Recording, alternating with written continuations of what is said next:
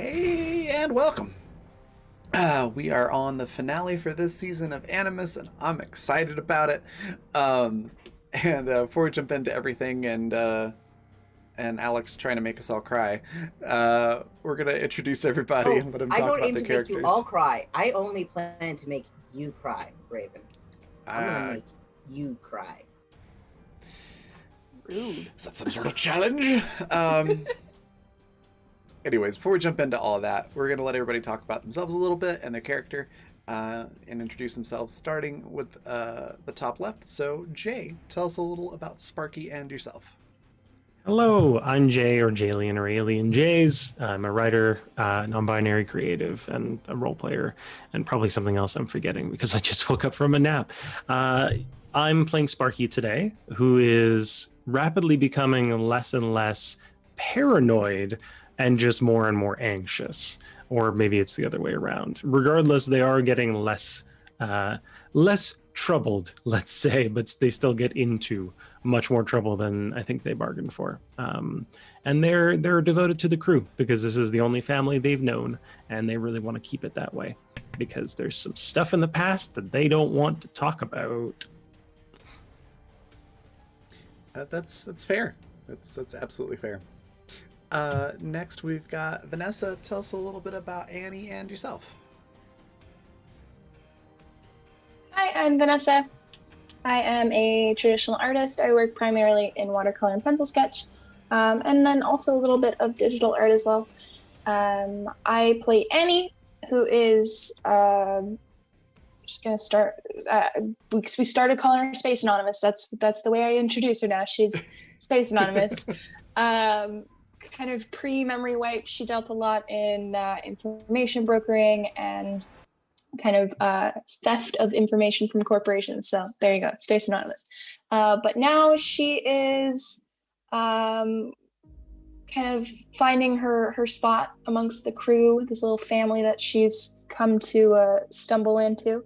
And then she also has some of her actual blood relation with her as well. So Liam's there with her, and she's just trying to keep everybody together and hoping that nobody dies. That's Annie. Fantastic. Was Liam with you all or on the ship? I'm just trying to remember. No reason. Raven, leave my boy alone, please. I beg of you. Enough corpses in the graveyard, Raven. Liam's on the ship with Jack. He stayed with Seth, yeah, and Jack. Okay, cool. So, please leave him alone. This is the finale. Please just let me enjoy my Christmas. Didn't Please. Daisy opt to stay on the ship as well? Who? Didn't Daisy decide to stay on the ship because she said she didn't want to go back there? Yeah, Daisy's on the ship as well. Okay, just confirming that's literally all it was. I'm not gonna do anything to Liam. You can't be trusted. I haven't done anything to him yet. Let me enjoy my Christmas. Don't leave me on a cliffhanger where you've done something bad to Liam. Yet, Raven. Stop saying yet. We haven't even started and I'm already stressed out. Can somebody else please start talking so that Raven doesn't have a chance to? Alex.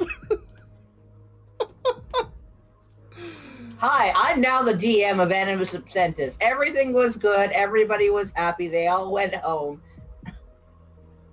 And Raven did kill us and destroy us all. The end. There was many ventures, and they brought cooperation to the universe. I don't know. Hi, I'm Alex. I'm an artist. I don't DM for a reason yet. That, and I've never DM'd before, but I have ideas brewing slowly but surely. I play Seattle, who today's episode is kind of centered around right now. I've been listening to sad music all day. I've been listening to a very specific sort of searching sort of emotion all day. I think I've managed to boil it down to its essence. If you want to look up a song to give you an idea of what I'm going in for with Seattle today, look up Congo's 2 a.m. or 2 in the morning. I can't remember how exactly it's phrased, but 2 in the morning. Yeah. 2 in the morning. Thank you. So yeah, Seattle is going back to a place where he has absolutely no conscious memory of, but the emotional memory is there. Emotions that he doesn't necessarily understand because he's never been the one to have experienced them. That was Guy. That was somebody else who had all that life experience behind them. This is somebody new getting to experience the loss and the grief of a deeply like soulmate level of like life partner. So yeah, I'm gonna make Raven cry. That's my goal. All right. And then art stuff, right? Yep, I draw art. Awesome. Next we'll hop over to Riley. Tell us a little bit about you and the doctor. Hi, I'm Riley. I'm a knit and crochet designer and all-around fiber artist. You can find all of my stuff everywhere online at Ariely Knits. I play Jack. They are the doctor. I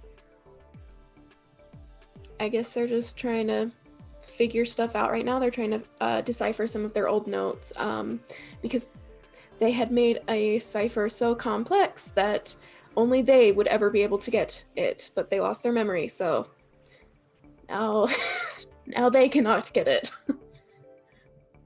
But yeah. Fantastic. Lisa, tell us a little bit about our dear, wonderful captain and yourself. So I play the captain. Captain is an android, but she is a Black Ops murder android. But she's also about as threatening and appears like a life-size ball joint doll. So very big eyes, long eyelashes, albino, so pink eyes, whitish hair, and tiny. But she can also rip metal doors open, so there's that. But she's trying to understand her silly human compatriots and not always succeeding, and trying to keep them alive because damn do they seem to want to just throw themselves flesh sack first into danger. But yeah, she's just trying to do her best. And yeah, I'm just kind of here. Nothing really to say about me. All right. That just leaves me. I'm Raven. I'm the creative director for the Raven Evermore, which involves a whole ton of different things, several of which are sponsors, which are there in chat. So there's Grinding Coffee Company. You can use the code there in chat for 10% off your order. Fundamental RPG, which is available at my coffee, ko-fi.com/raven/shop. The pre-orders for second edition just went out yesterday. Or rather became available yesterday. So you can actually go there and pre-order the second edition, which is the system that this game runs on. And those books are going to go out early March. So I'm super excited about that. And then Intrepid, which is also there in chat for the link at the same store, is my brand for IRL adventuring gear. There's a lot of really cool stuff there too. Definitely check that out. It's too late to get stuff in time for Christmas, but it should still get here by the end of the month if you order now. So if you want to do some after Christmas gifts or anything like that, you should still be able to get it by the end of the month. And yeah, that's me. I play literally everyone else in the universe, in particular Daisy Thornwood, who is was the sort of big bad for season 1 and had a change of heart, is Seattle's daughter, and currently is the resident like network hacker kind of character, but doesn't do a whole lot with programming and things like that. So yeah, she's not super thrilled to be back on Earth, near the cemetery where her other dad is buried.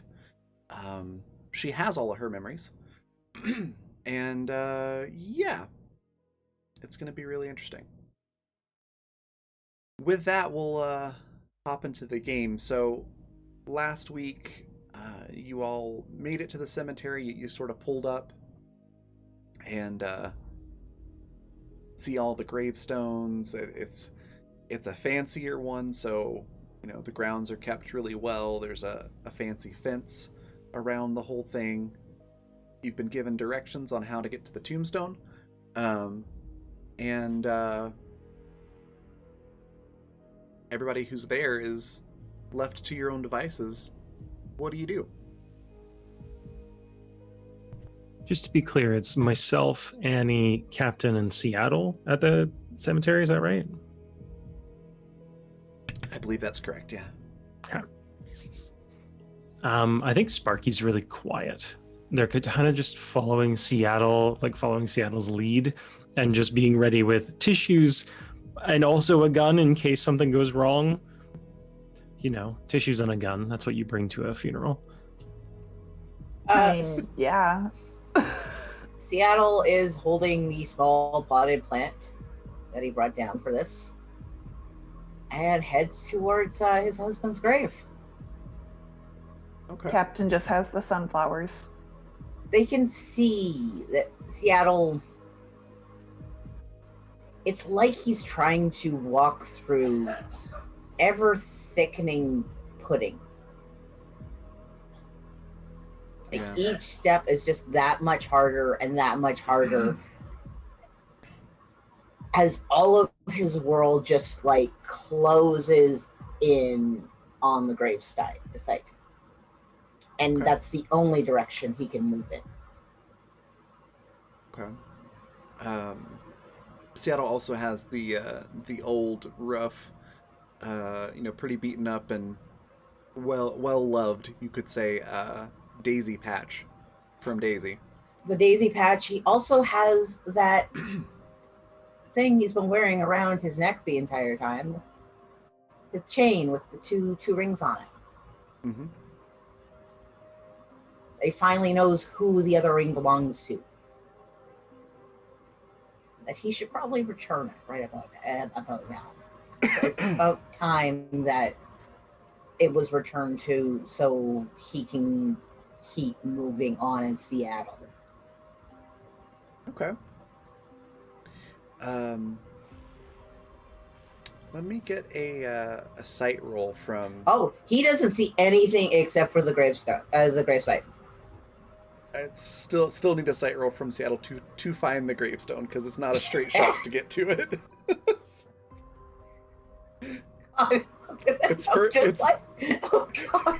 It's a ways into the cemetery. I'm just picturing like futuristic Siri. Hey Siri, can you find 20. my husband's grave? 20. I did a 20. Yeah. Do not make me Siri my son's husband's grave. So tempted now. That's what Android's there for. Please locate my husband's grave. Scanning. Oh god. Yeah, you find it easily enough. I never said those tears couldn't be tears of laughter. Oh, that's true. That happens frequently with this game. Yeah. Just having a weekend at Bernie's sort of vibe suddenly creeping up, and I'm terrified. Please I'm no. terrified. He gonna get me started. That's a whole other joke. Anyways, you managed to find the gravesite. It's not quite to the very center of the cemetery. It's a little bit towards the entrance, and a little bit to the left as you're facing the front of the cemetery. So if you were to turn like the center into a quadrant, it would be like the bottom left quadrant of the center of the cemetery. And it's a nice headstone. Clearly, whoever purchased it put a lot of care into it, and it's expensive. What's the epitaph? I don't know. What is the epitaph, and what is your spouse's name there, Seattle? You tell me. I never made a name. Um, You tell me what was my cheesemonger husband's name? Or baker. Sorry, baker. Keeping in mind baker. that it was in Montreal, old Montreal. Mm-hmm. I'm gonna say, what's Guy's last name? I know Guy does have a last name. Yeah, Guy Lavoie. Lavoie. Okay, so Anthony Lavoie is the name.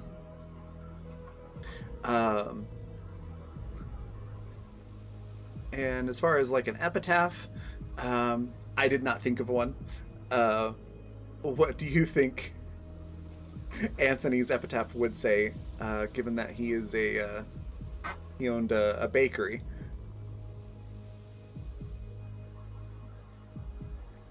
A popular bakery.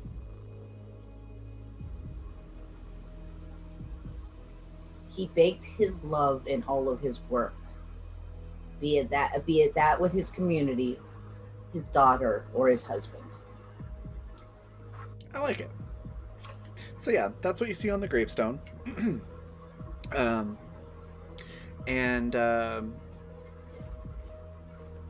this is a nice, fancy cemetery. It's been well kept and taken care of. There's no debris on it or anything like that. It's clean. There are no adornments, so no flowers or anything on it at the moment, but it is clean and well taken care of.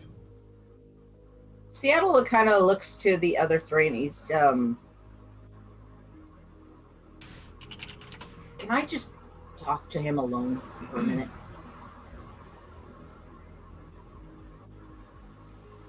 Sparky kind of backs off, just like a good, 10 meters or so, kind of out of earshot. Seattle's doing the whole kind of thanks. Mm-hmm. Yeah, Sparky's like, looking to Captain and Annie to back away a little bit too. Yep, just follow Sparky. Same. As you all back away, everybody but Seattle, please also give me a sight roll.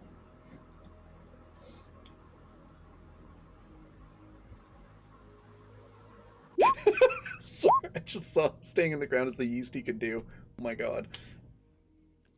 people throwing puns. I gotta step up. 14. 42. Oh, you got a nat Nice. 20. Mm-hmm. And then That is going to be the only one of this session, I guarantee it. what about Annie? I forgot to get my dice out, and then I forgot to pull up my character sheet. Just give me 1 second. All right. You said? Mhm. That is a 22. Okay. So Captain doesn't notice anything. Annie, you might notice that there seems to be there's not a lot of people moving around. I mean, it is a cemetery, and that's kind of to be expected, but it almost feels like,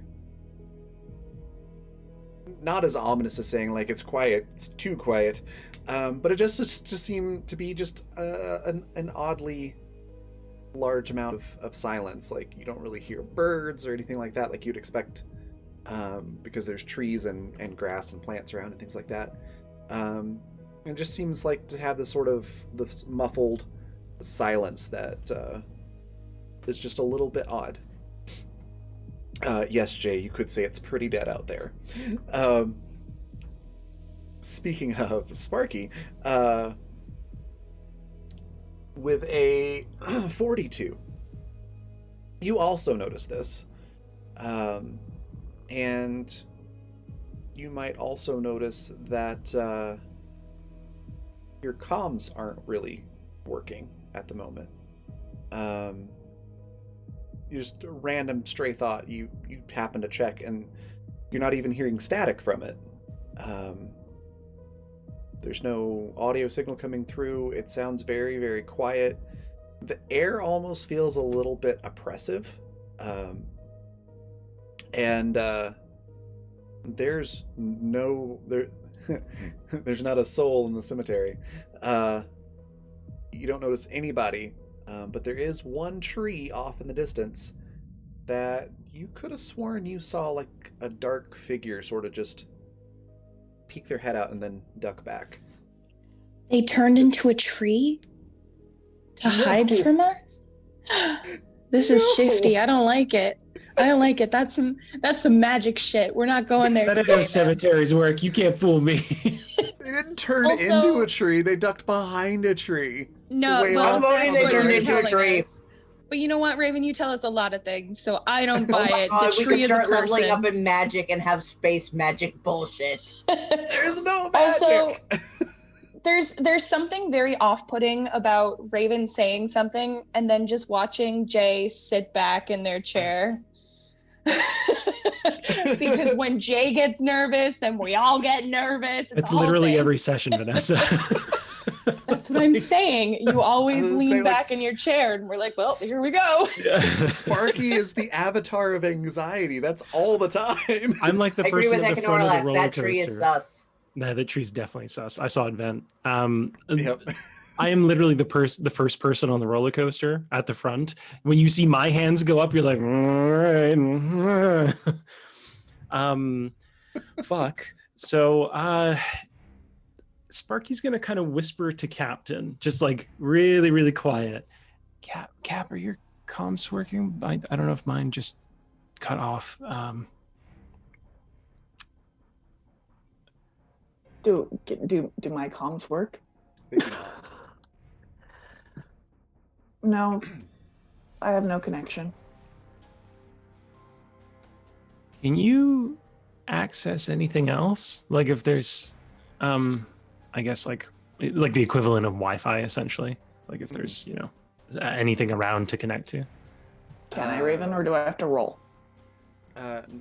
Nope. Even a nat 20 would not let you do this because it's just not available. I'm not You could say connected it's to- dead air. Good God. This is how we're starting the session, is it? Yeah. Just just like any other. puns, just Yeah. We're in for a long ride. No, I have no connection to anything at this time.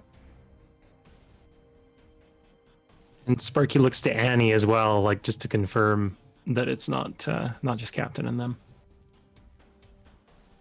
Annie just shrugs. Seems like she's the same. Should we go get Seattle? Because I don't want to raise a panic. I think there's someone in one of the trees over there, and they don't want to be spotted. And like, if they just want to peep on people being sad, like I'm not gonna judge. But I'm gonna judge. That's kind of fucked up. But I feel like that's maybe not what it is. He's talking to his dead husband. I just don't want him to join him. Speaking of, while this conversation is happening, what is Seattle doing at the gravestone? He's talking to to Anthony, signing to the grave. It's just like, so you don't know me, but I'm Seattle.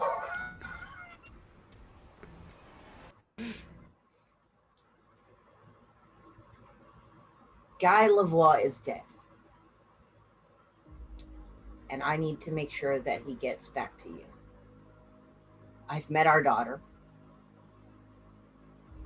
Daisy, and I'm going to do everything in my power to keep her safe. But I don't want to become the person that lost you. I can feel it. I don't remember it. But every day and every night, I wake up knowing that I have lost something that I will never get back.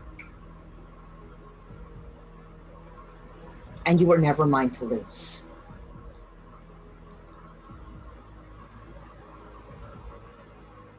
I hope that there's something after all of this. And I hope that you and Guy are able to find each other again. So what I'm saying is, I won't be back. Guy won't be back. But I hope he finds his way to you. And he leaves behind the little potted plant, the daisy patch, and both of the rings on the chain. Okay. Gets up, dusts off, and it's like, okay. Uh, There's like, his face is completely covered in fucking tears and snot. Okay. About that time, that's about when the captain and Sparky conversation, we're about caught up with that. So, who tells Seattle? Are you finished conversing with the dead person?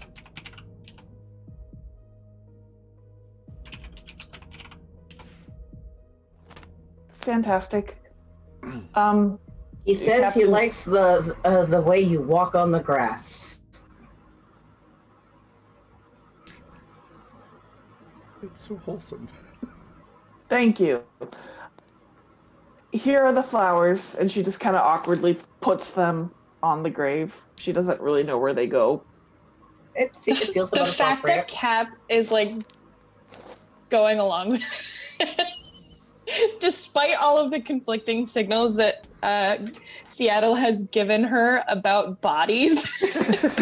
And now she's just like, yes, flowers. This isn't a body, okay? This is a grave. There's a difference. Perhaps if the body is under dirt, it is no longer viable for long. It doesn't even matter if there's a body in the grave, Sam. A grave is a marker of somebody's Oh memory. my god! That's A true. grave is a marker of somebody's memories. It doesn't matter if there's a corpse in it or not. That's And very after true. she sets him down, she just turns to Seattle and says, "We're completely cut off from communications, and Jay believes we are being watched." Or not Jay, good God. Who the fuck is this now? Sparky believes we are being watched. Sparky has a third identity. It wouldn't surprise me. Sparky, Seattle takes a deep breath, reaches out to Sparky for the tissues. Sparky like digs in the pocket, kind of like puts the gun away, pulls the tissues out, like Blows the fuck out of his nose and wipes up his face. It's like tissues in a pocket sort of thing. Pulls out his knife.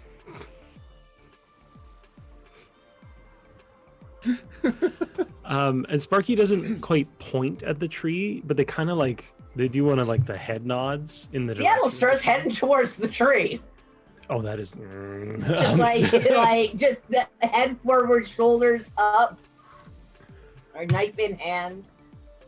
Hey, Sparky's gonna be following at like kind of in a diagonal to Seattle, not behind, but just off to the side a bit, just in case. Captain's just Okay. gonna follow behind. all Not in right. any threatening posture, just following. Okay. What about Annie? Annie briefly looks at the sky, asking why her crew is like this before following. Okay. As you all approach the tree, I need another sight roll and or a hearing roll. You can do one or the other or both, up to you, whatever you want to do. I did hearing for a 34. Okay. Sight for a 25. Okay.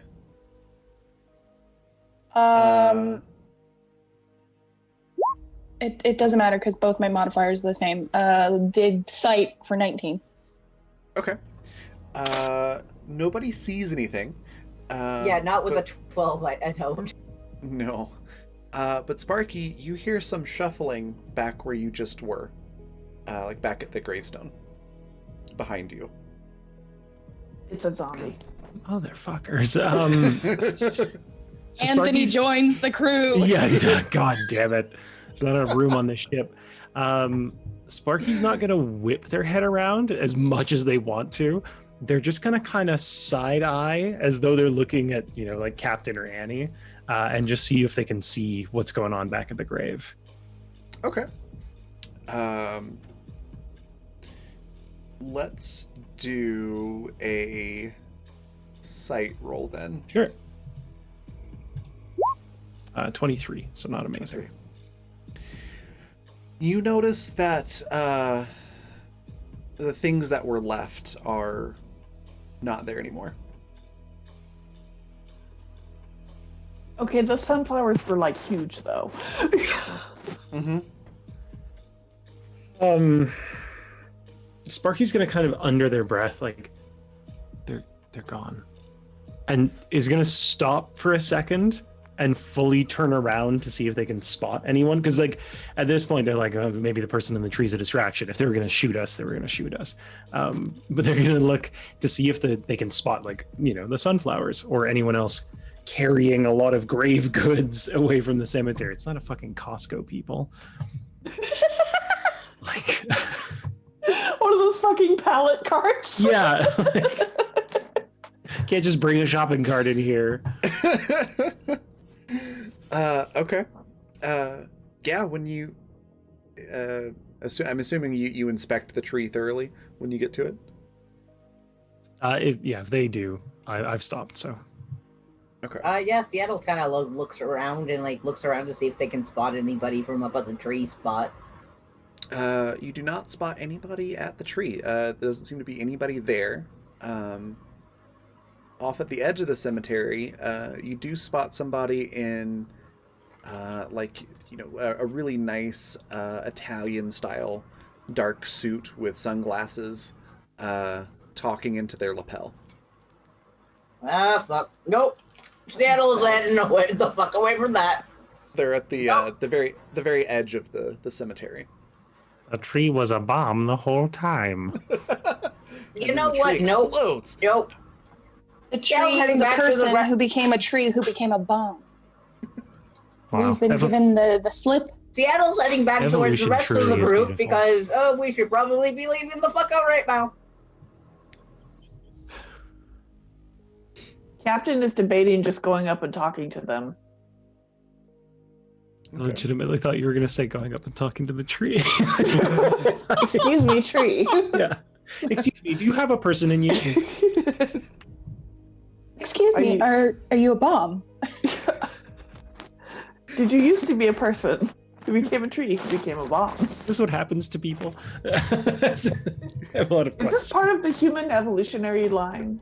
Do you become trees and then And explode? Yeah, they trained Pokemon. It was Professor Oak. I knew it. Get out. So yeah, Sparky, seeing Seattle starting to book it, is following suit, but they're still keeping an eye out in case they can see whoever jacked the gravestone stuff. Okay. Are you trying to leave casually, or are you leaving quickly? Like, nope, I'm out. Don't care if it looks like I'm out. Seattle, what's the flavor of your running? Pissed, angry, fast walking. Okay, cool. Don't worry about the blend in roll then.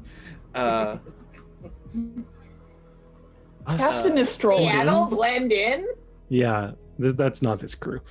I think Sparky's probably a little less conspicuous, so I would like to do a blend All of in. us are actually Okay. wearing nice clothes for As one. would I. Mm-hmm. Okay. Do I have blend in? That's I not have some. terrible. Yeah. You're... Oh, that's terrible. We do still have D6s. Yeah. Currently you have 8 d6 and 1 crit. I have 3 d6 and 4 crits. It is the finale. Yeah, I'll use a d6. Okay. I forgot that I On have 4 5 or crits. 6. I love that. I didn't. We spent almost all of ours last session. Yeah, you got 3 and 14. spent 3 last session.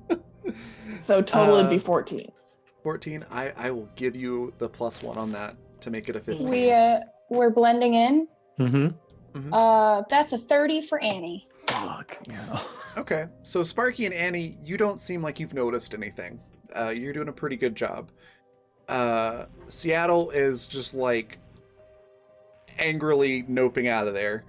And Android, you went from what would have been like, guys, don't look behind us now, but You went from that to just sort of walking quickly, and it's like, they probably know something's up, but I couldn't say for sure.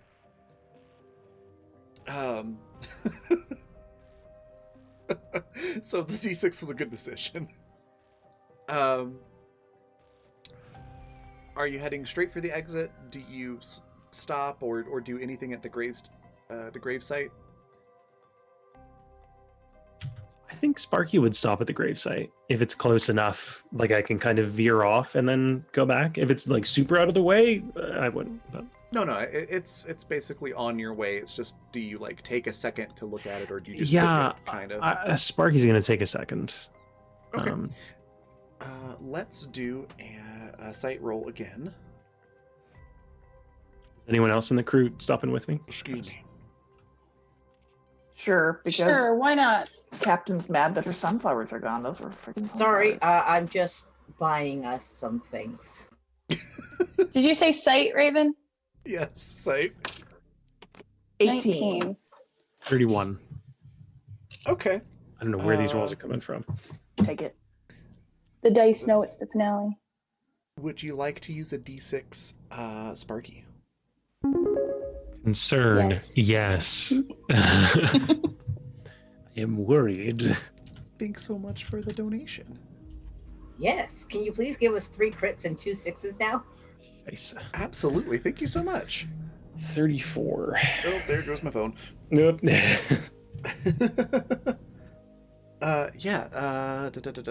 that's...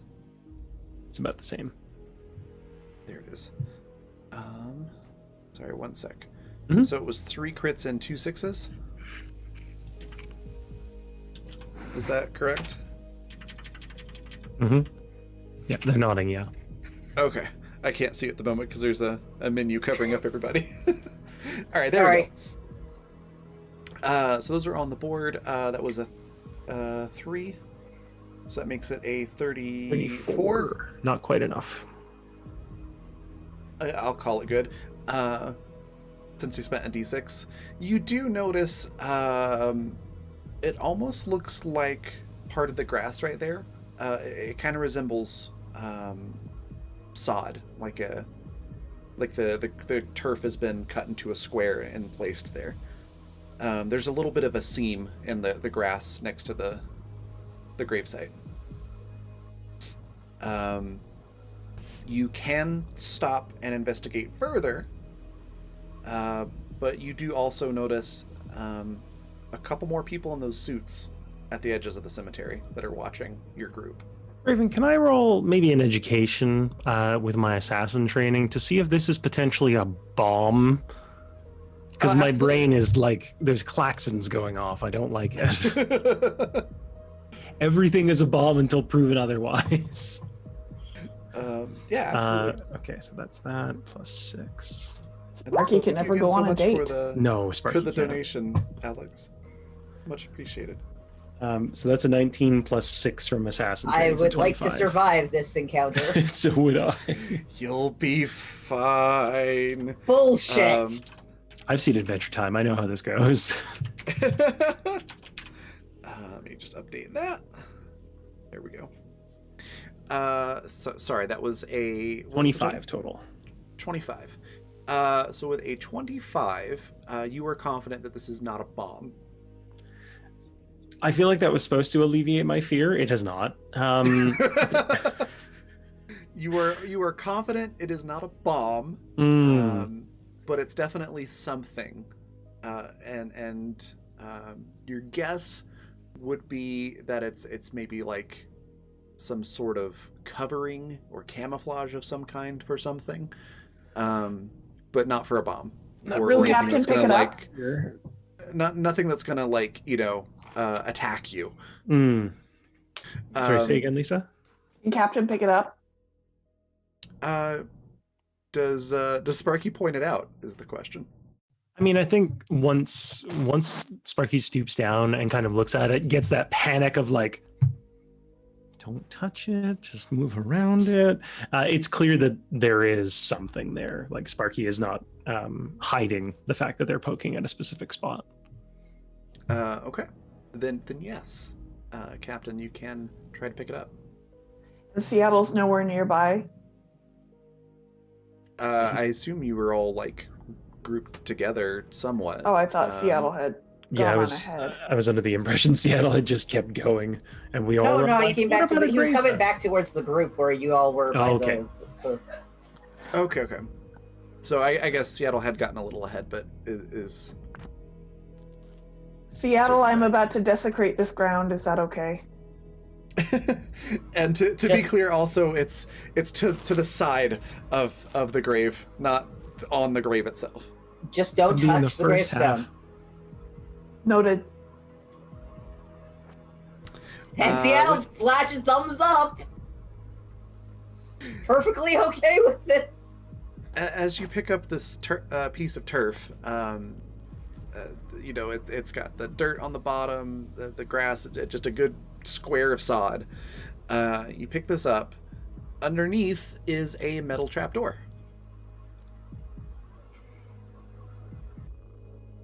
I was Can I gonna pick make that a up? joke about a bunker. I was about to say I- no. Can I roll a gut feeling to see if Seattle recognizes this at all from Guy's memory of growing up on Earth? You can certainly try. Okay. What were you Is going to this say, a normal Vanessa? feat? Oh, I was just saying, I was gonna make a joke about a bunker like 5 minutes ago, Ah, no. and then I was like, I'm not gonna do that because whatever. But Guy's dead. Seattle don't remember nothing. Yeah, you got no clue. For all you know, this is where they store the ice cream. Captain, what were you gonna say? Is this a common feature of human graves? This is my first human grave. Sparky, are you around many dead people? Not anymore. But this isn't. This doesn't look normal. Was this here the whole time? Can you open it? I can try.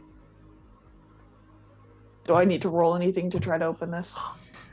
No, because as you go to reach for the door to open it, it pops open on its own, and there is a very perturbed-looking man in a dark suit with a very large gun pointed at all of you that just says, "Should have minded your own business.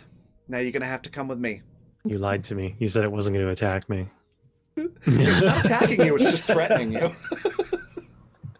Annie squints at this gentleman hiding under a grave, and she's like,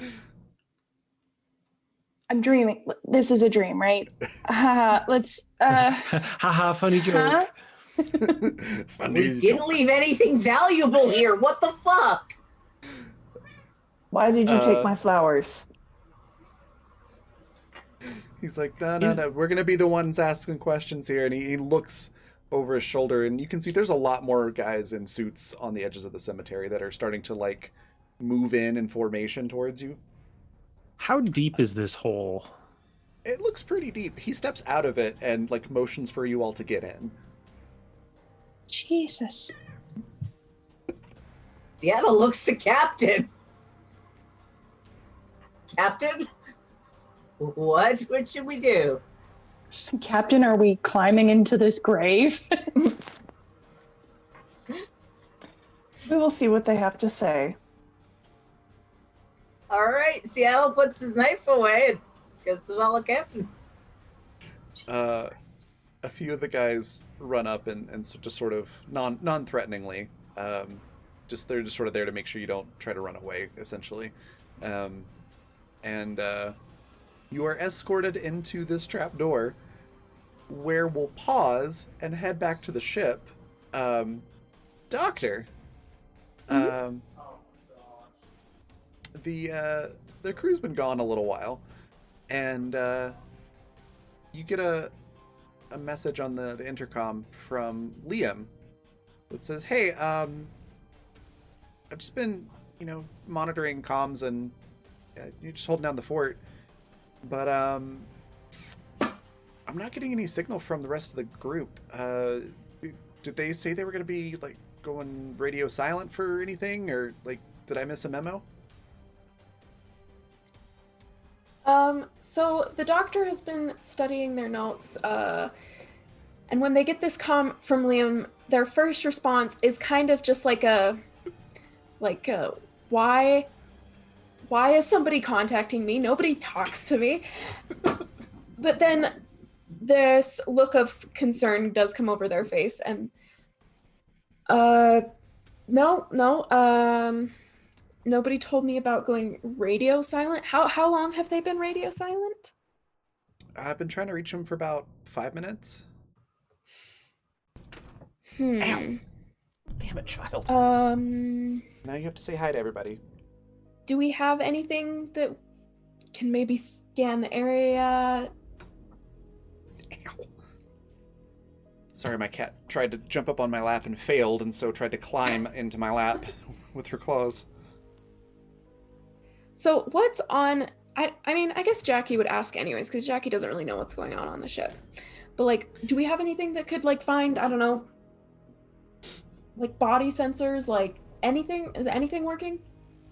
All of your stuff seems to be working. You're able to ask Liam this, and he's like, yeah, this is working, this is working. But because you're on Earth in a populated area, like, you can tell that there are people, but trying to find your people specifically is a bit difficult. Though you might notice if you go to scan the cemetery, that it just comes back as completely empty. Like, there are no life signs in the cemetery, which normally would sound like a good thing, but in this case it's not. That's odd.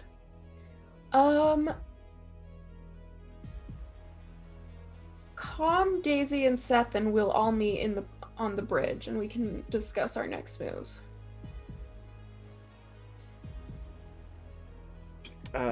Sorry, say that one more time. I just saw a comment in Zoom chat. Calm Daisy and Seth and have them meet us in the bridge. Okay. Sorry, what was it? Just a couple minutes later, you're all at the bridge. So you got Daisy, Seth, and Liam, and you. So I assume then Liam would have, like, briefed everybody else what was going on. So what are we gonna... Okay, so I think by now we should have heard something from them. I could understand them going radio silent in the cemetery as a respect thing, but we're not seeing any scans in the cemetery. So I don't necessarily want to leave the ship alone because of what happened last time, but at the same time,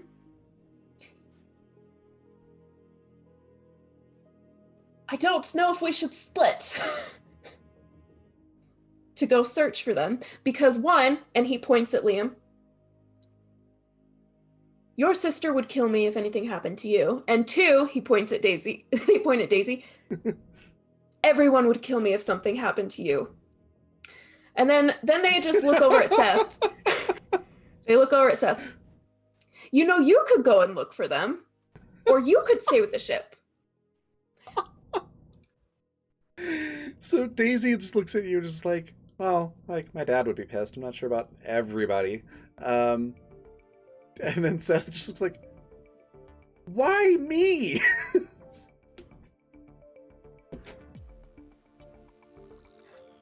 The doctor just kind of, like, looks around at, like, Daisy and Liam like, well, it's not my job to comfort him, like... Seth just mutters and is like, oh my god, I can't... What do I have to do to get a little respect around here? Fine. You know, this is why. You see, this is a chance for you to prove yourself to all of us that you would not sabotage the ship or try to kill us. I think that this is your time. You know, I really do believe that Annie would be so impressed. Roll speech. See if you're convincing. I have... God damn. That's low. Brilliant, Yep. but low. Liam is Are you rolling his kidding me? eyes at this. Do I want to use a crit for this? I won't use a Well, crit for I this. was going to Okay. say, is this had more of a a charm? horrible thought. If they leave Could the ship, I use charm? the only living things on the ship would be the cryopod and Foghorn Leghorn, the giant rooster. That's true.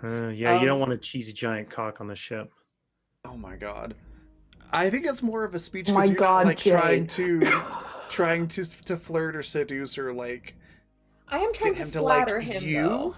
but and I'll allow it. It's the finale. And, I mean, it's and- not gonna change y'all anything. It's need- between a y'all 15 and need a the help. 10, so. Okay, so 15 it does change a little bit there. So Liam's rolling his eyes. He's not buying it for a second, as is Daisy. But it's just like, wait, why did she say something? And at this point, Liam's just like covering his eyes, just like, oh my god, I can't watch this, and like turns around and goes back to a console. And Daisy's just got her arms crossed, leaning against a bulkhead, going, I don't know. I can watch this a little bit more. This is fun. Well, you see, she didn't say anything directly to me. Nobody really talks to me.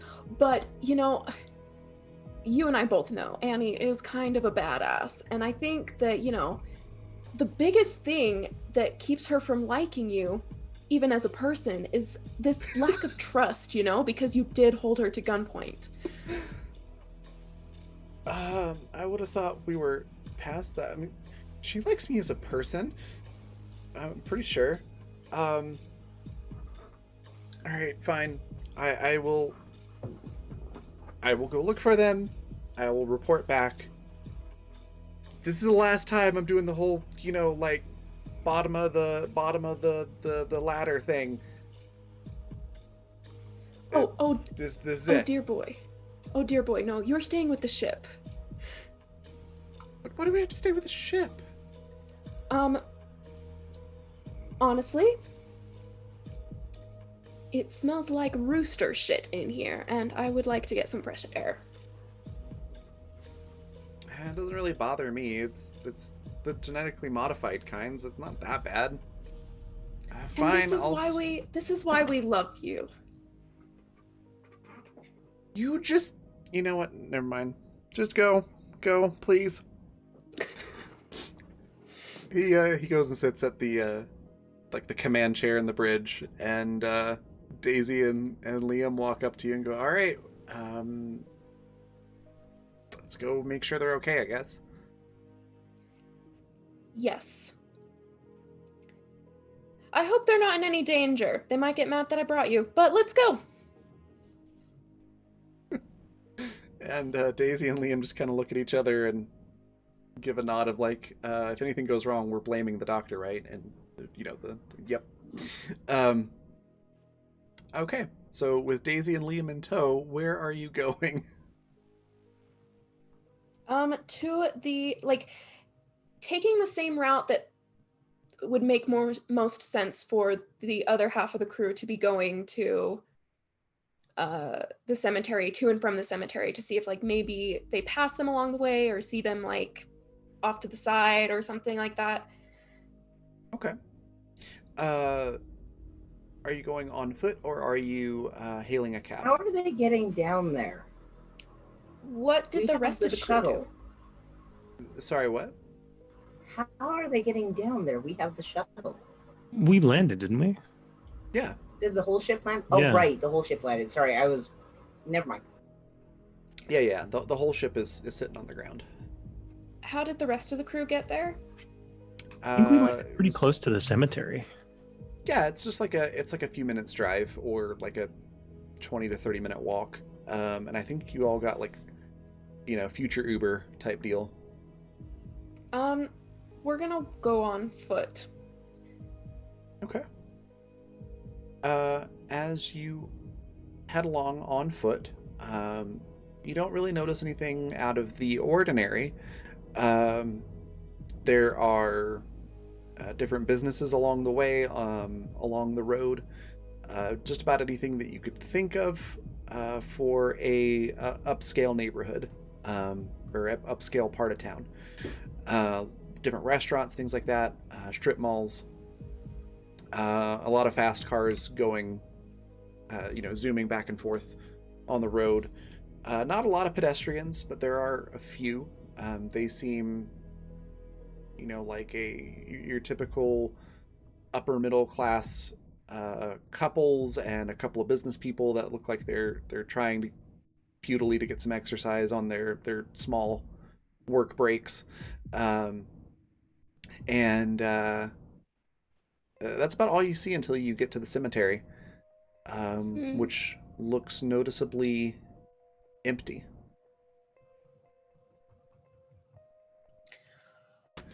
So Jackie kind of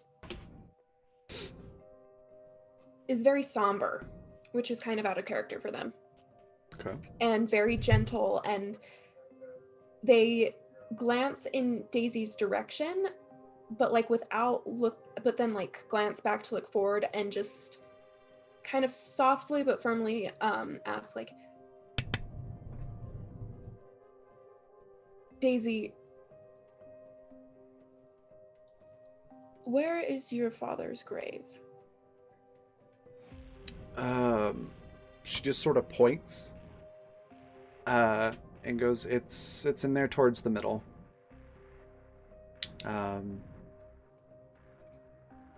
Like if you want to go there, I'll hang out here, but if you want to go in there, it's towards the middle.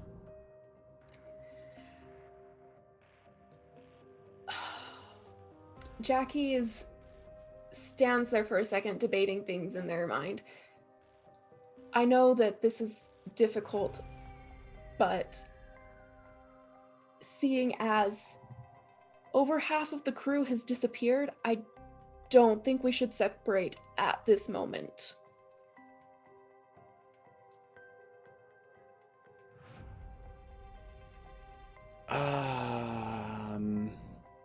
Well, I mean, I can see there's nobody in there, so we can stay within line of sight. I can see it's just sort of tiptoeing and looking over there. Like, yeah, I can see pretty much where the grave is. So I'll hang out here. You go in there, you look around, and then we can regroup and figure out where to go from there.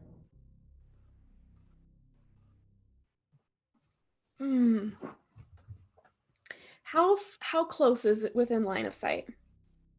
It's like at the edge of your how far you can see.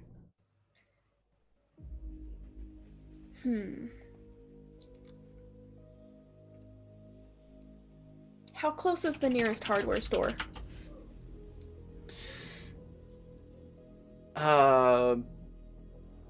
Probably past one along the way.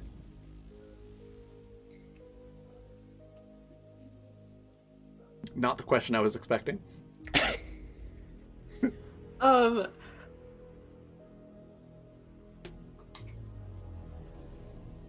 Did Liam happen to bring any rope?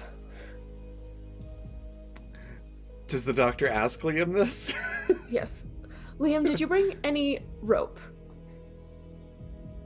I thought about it, but I decided against it because, I wasn't sure how far we'd be walking. He says somewhat sarcastically with a confused expression on his face. That's my boy. Daisy? Daisy's just like, yeah, no, I've got a coil of rope right here around my neck. Don't you see it? She doesn't have rope.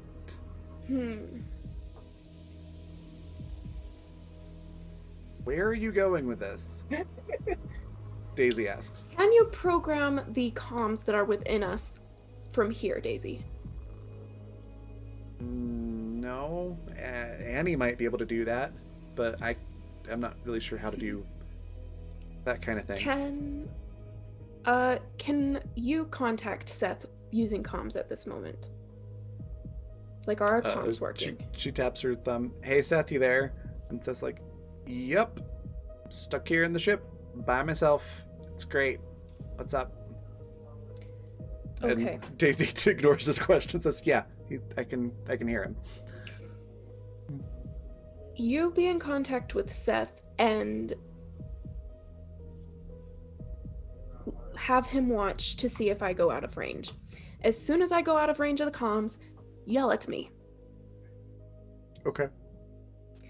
Daisy Also- looks very confused and is just like, "Sure, I guess, whatever. This is weird." Jackie turns to Liam. You, watch her. Looks at Daisy. You, watch him. They both sort of like give you an awkward thumbs up, like, "Okay." I swear, everyone else on the crew has me having separation anxiety from you two. This is not good. And so then Jackie starts walking towards the grave, but like walking backwards so that like they're still looking at the two of them. I love it. Okay. As soon as you get like into the cemetery proper, Seth chimes in and goes, "Yep, can't contact the doctor." So Daisy yells like, "Your comm just cut out."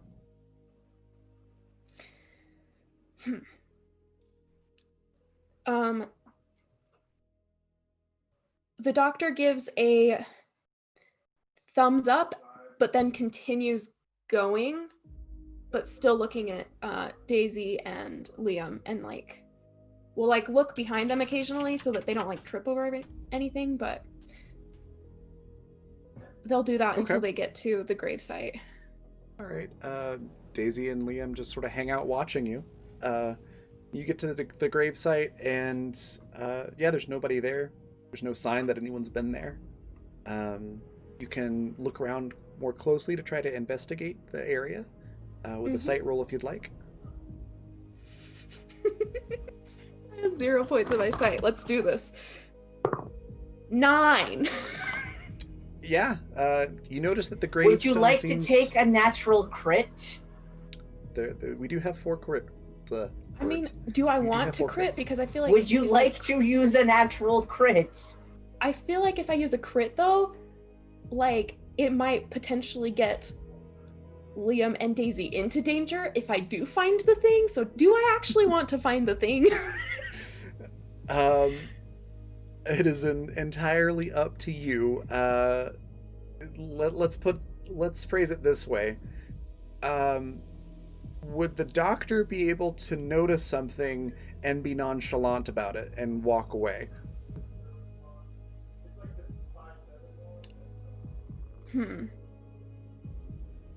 So, let me see.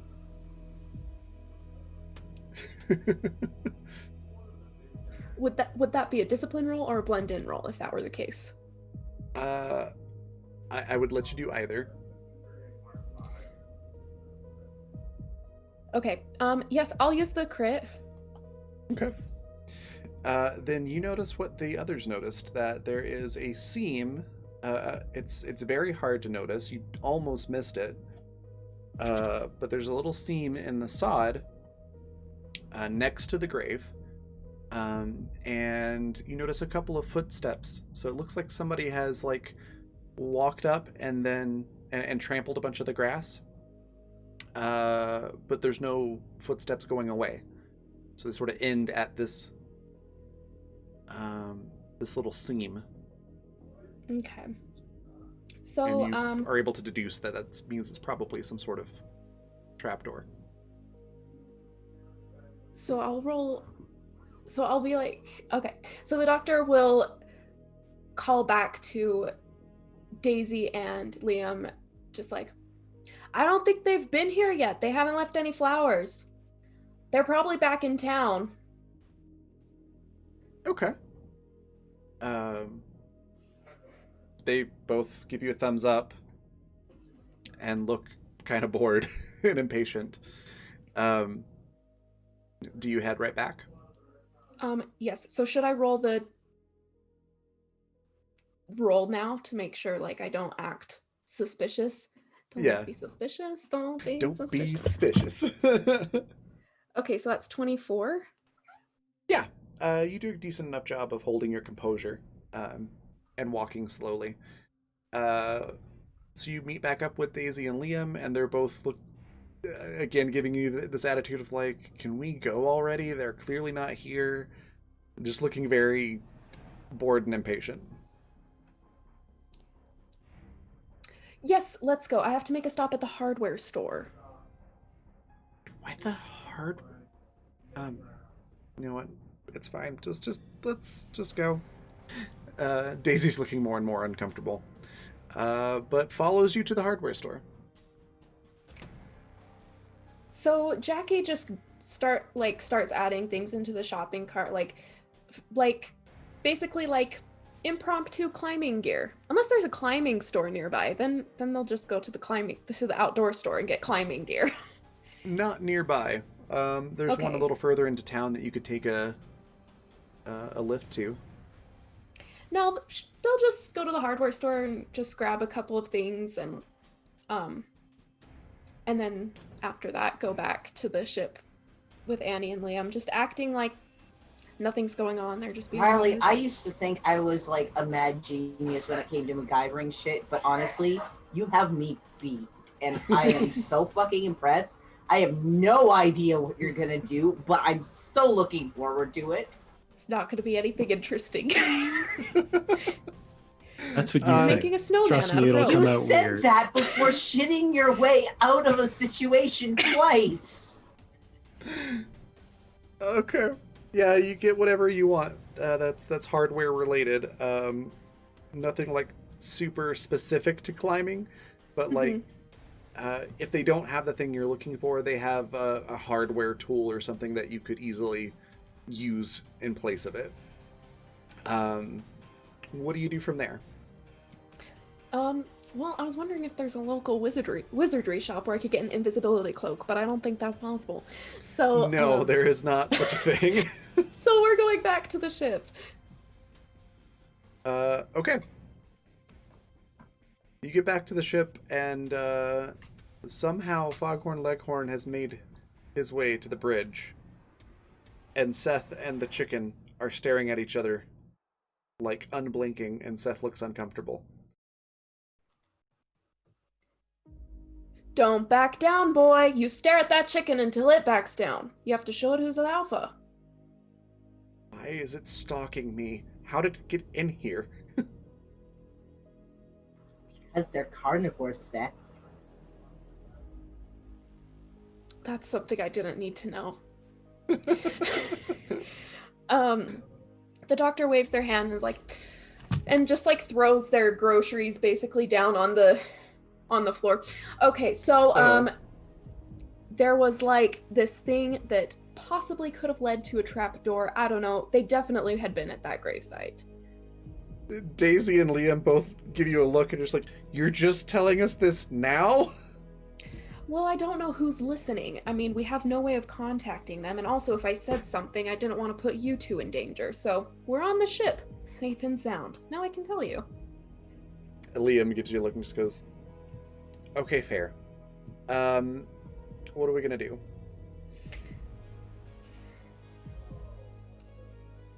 I think we first need to figure out what's jamming the comms and signals at the cemetery. Okay, that shouldn't be too hard to figure out. Daisy chimes in.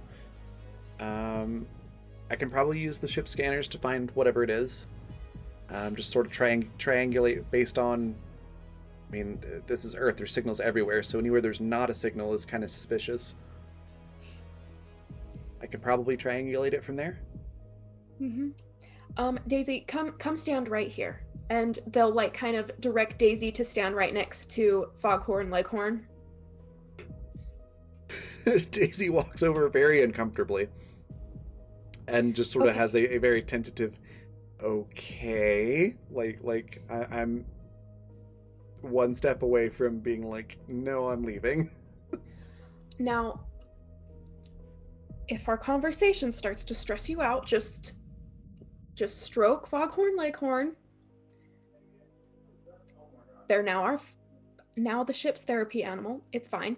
So I know this is going to be difficult for you to talk about your late father, but we do need to know, was there anything that would make him special or of note?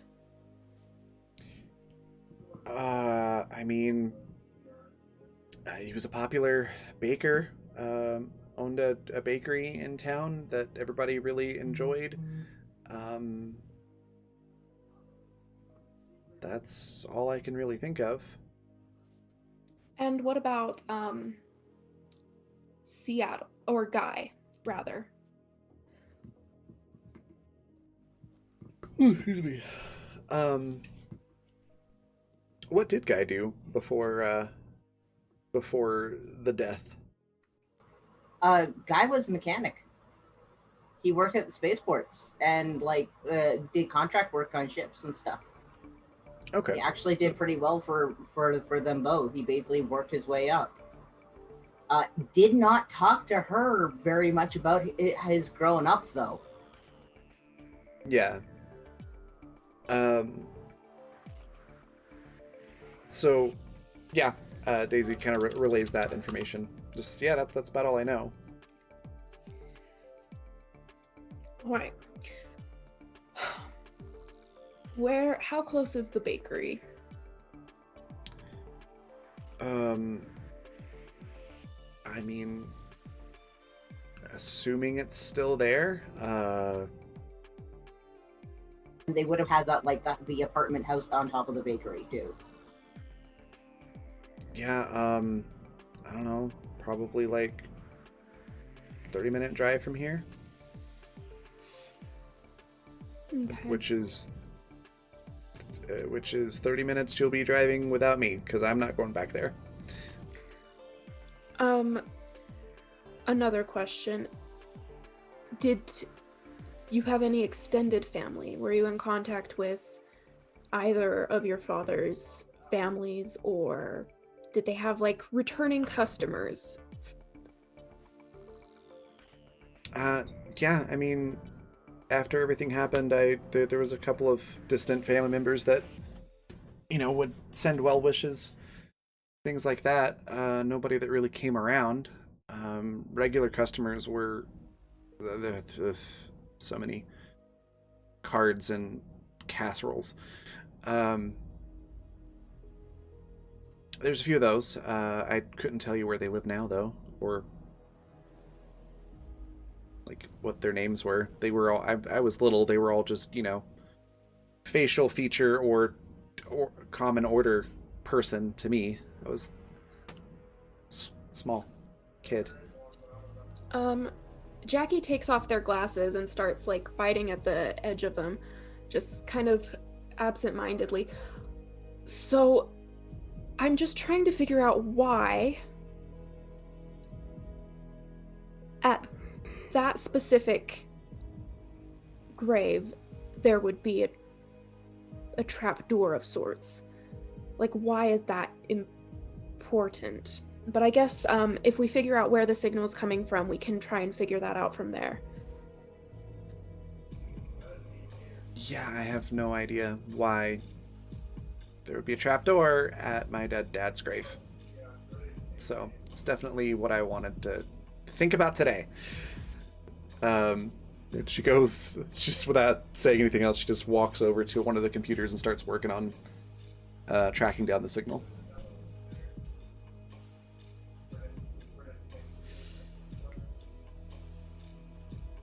Seth, you did a great job.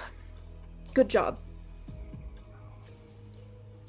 Thanks, Doc. I just sat here staring at a rooster.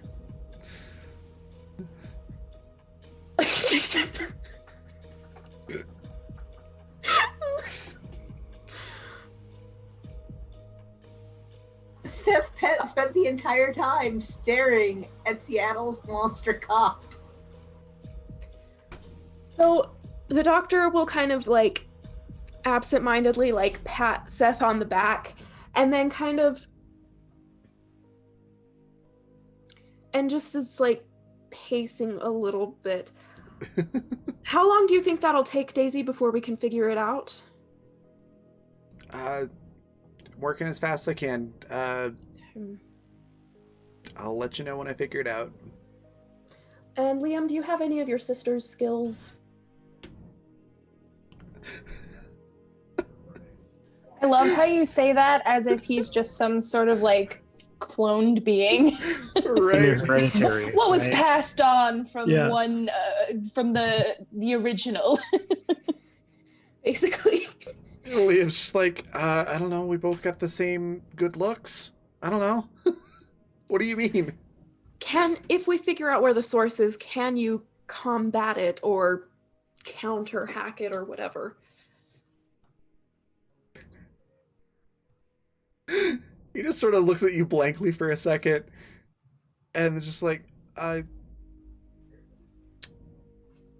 just fly the ship. No, to answer your question.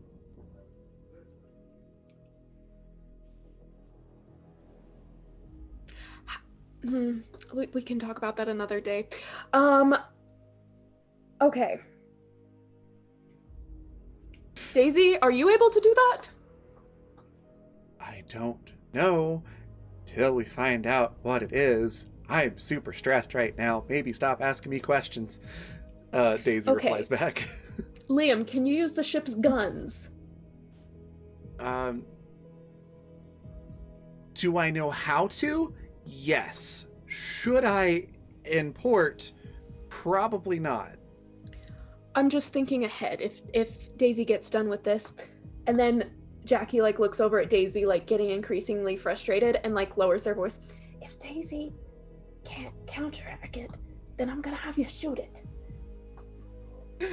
Hold on a second. Oh, dang it. Daisy didn't hear it.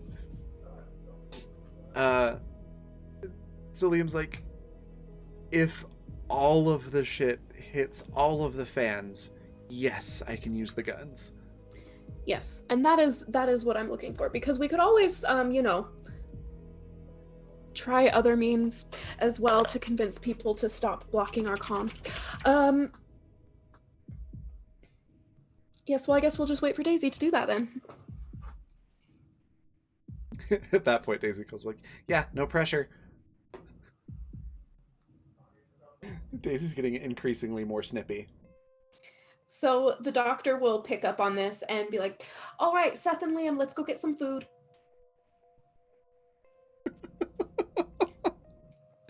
Okay. Come on. Foghorn, leg, walker.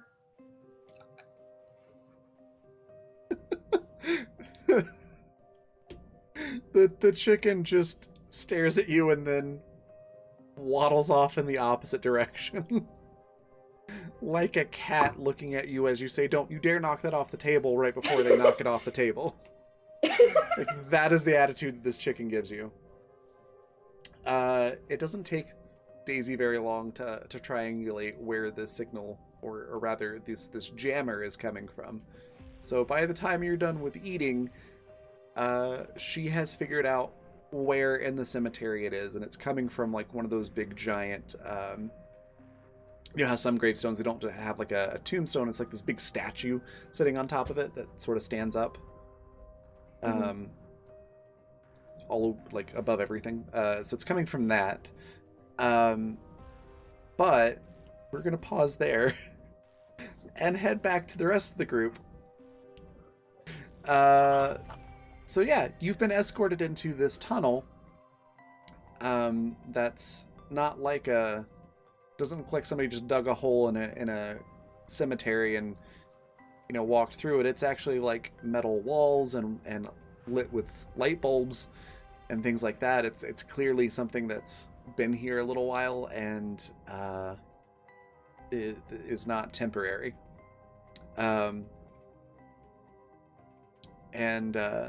They are escorting you into what looks like a big interrogation room. There are about there's let's see, 1, 2, 3, 4. Wait, no, how many of you are there? 1, 2, 3, 4 of us four. down Four there, of you, yeah. yeah. So there are 6 of these guys escorting you to the this interrogation room. I had to calculate. It was like there's like 1.5 per person. So Okay, so like an even fight. Yeah, they outnumber you a little bit, but not 2-1. Yes, but Question. we have a murder bot. Did they True. strip our weapons? Like, did they pat us down yet? Funny that you should say that. Once they Yeah. get to what looks like an interrogation room, they ask you to hand over any weapons that you have. Okay. Captain's just not going to say anything. Yeah. You may take my weapons, but you'll never take my arms. Yeah, I mean, like, what are you like- going to do? Detach my arms? Good luck with that. What does everybody else do? Sparky hands over everything but their holdout pistol, and they try to keep that concealed because it's meant to be. Seattle hands over his knife for now. I can't remember what Okay. Annie took with her. A gun, I'm sure. But, like, maybe knives too? Because Annie seems like a knife kind of girl. Annie, definitely. I do have knives in Annie's equipment. I feel like she's a strap 'em to the thighs kind of gal. So in that case, she does not reveal those, but hands over her pistol. Okay. Are any of these weapons that you're trying to hide metal? I was thinking about that. I feel like the holdout pistol wouldn't be because it's not a very good concealed weapon if everyone just has a metal detector. So maybe Makes it's sense. like kind of like it's one of those like maybe it has 2 shots in it total, but it's Mhm. like full plastic body or something. Yeah, that makes sense.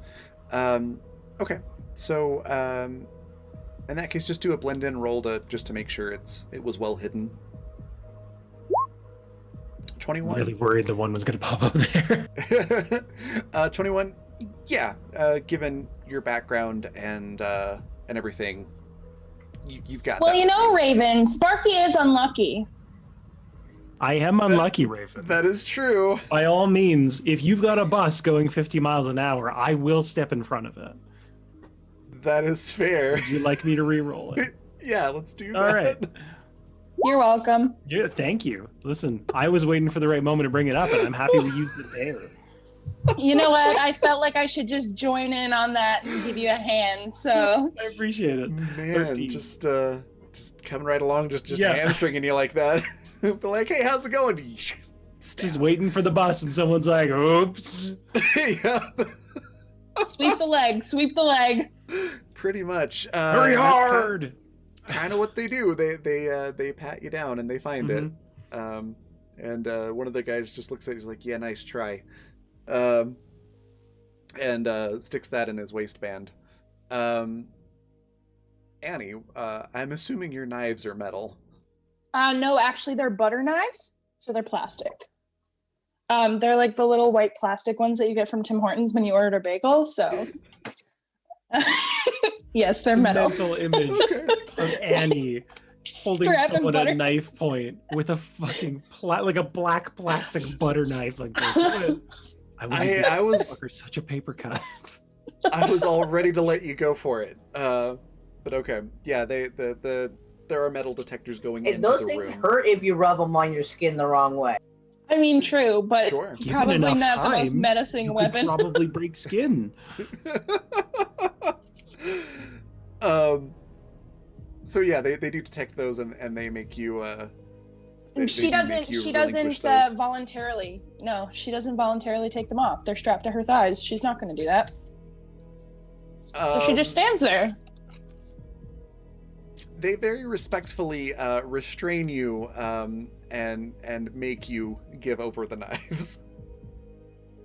So while she's not voluntarily taking them off, and they restrain her, she like smiles at them and it's more of like a grimace, but she looks at each of them and she's like, well, shouldn't you buy a lady dinner first?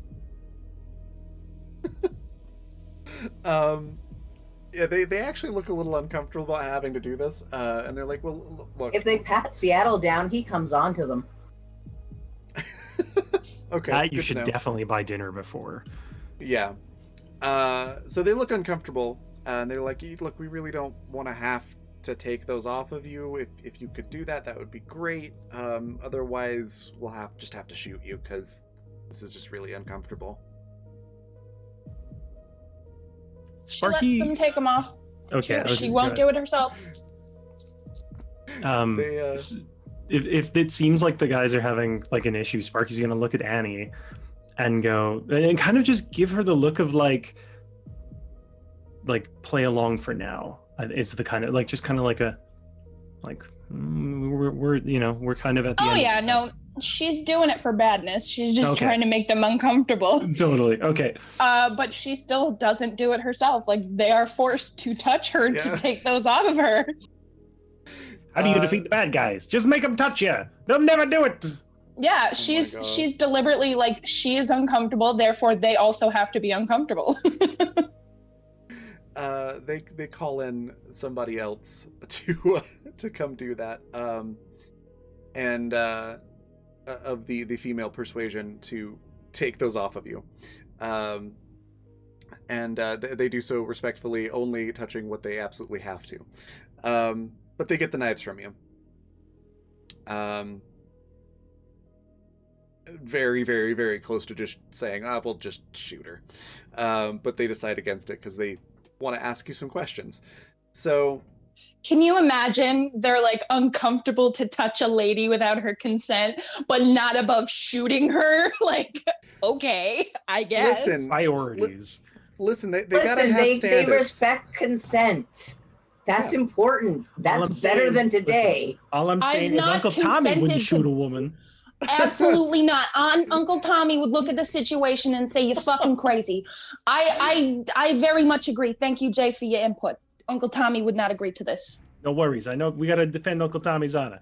Anyway, start going. You know what? Maybe fine. maybe Uncle Tommy is in this graveyard. We don't know. Maybe Uncle Tommy is keeping an How eye out about for them us. pork chops? Oh my god. Yep.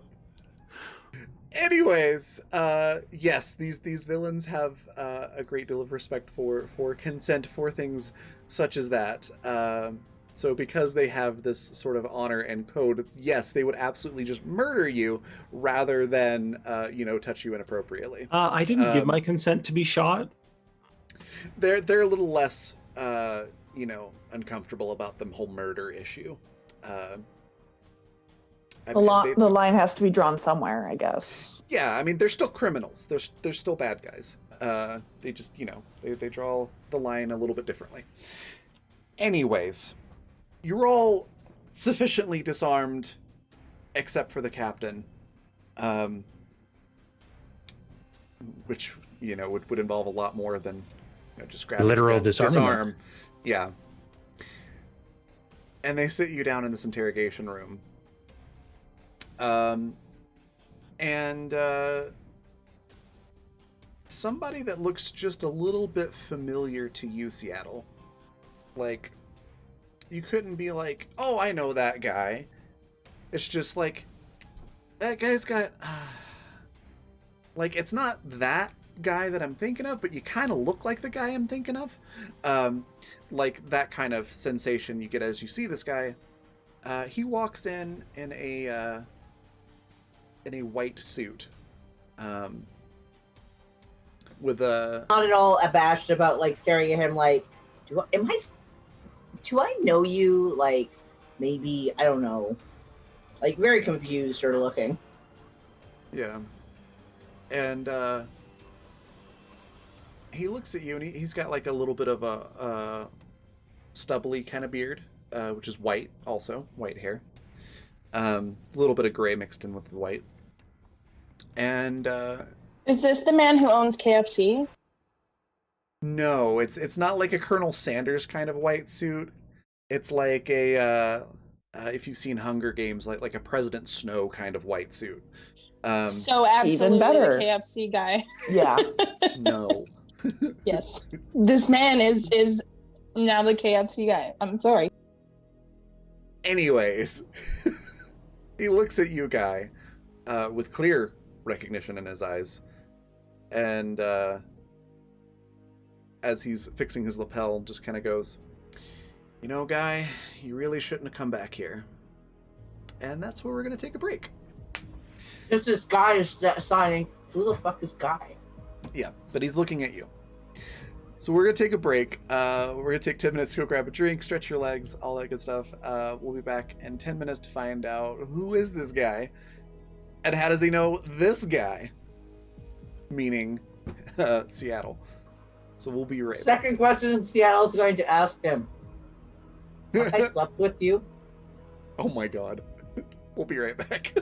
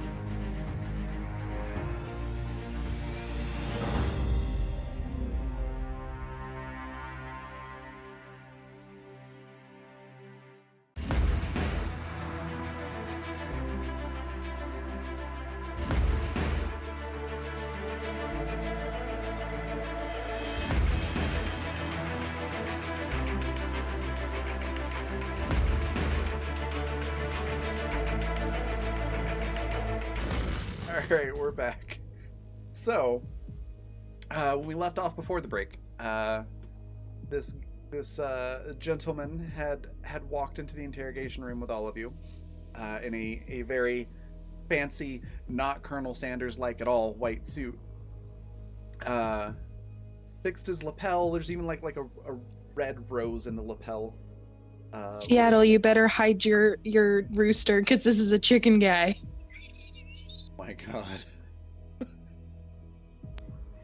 I don't know. Maybe he might like it. Look at my rooster. Oh my God. Stop. Anyways, he's even got like a red rose in his lapel, and he looks at Seattle and says, "Guy, you really shouldn't have come back here. What are you doing here?" Seattle looks legit confused and says, "I'm Seattle."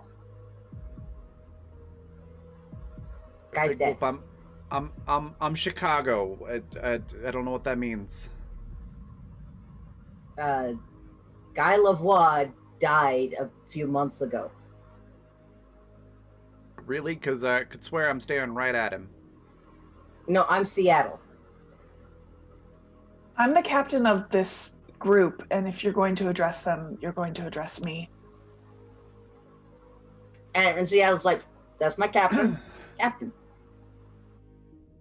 Okay. Maybe you could help clear this up, Captain. How would you prefer I address you?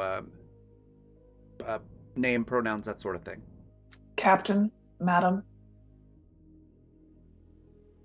Those are the only Or- names I have. I have no other designation.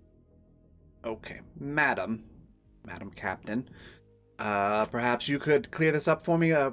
What's this clown talking about? This clown, his name is Seattle. Okay. Any relation to Guy Lavoie? Distant, perhaps.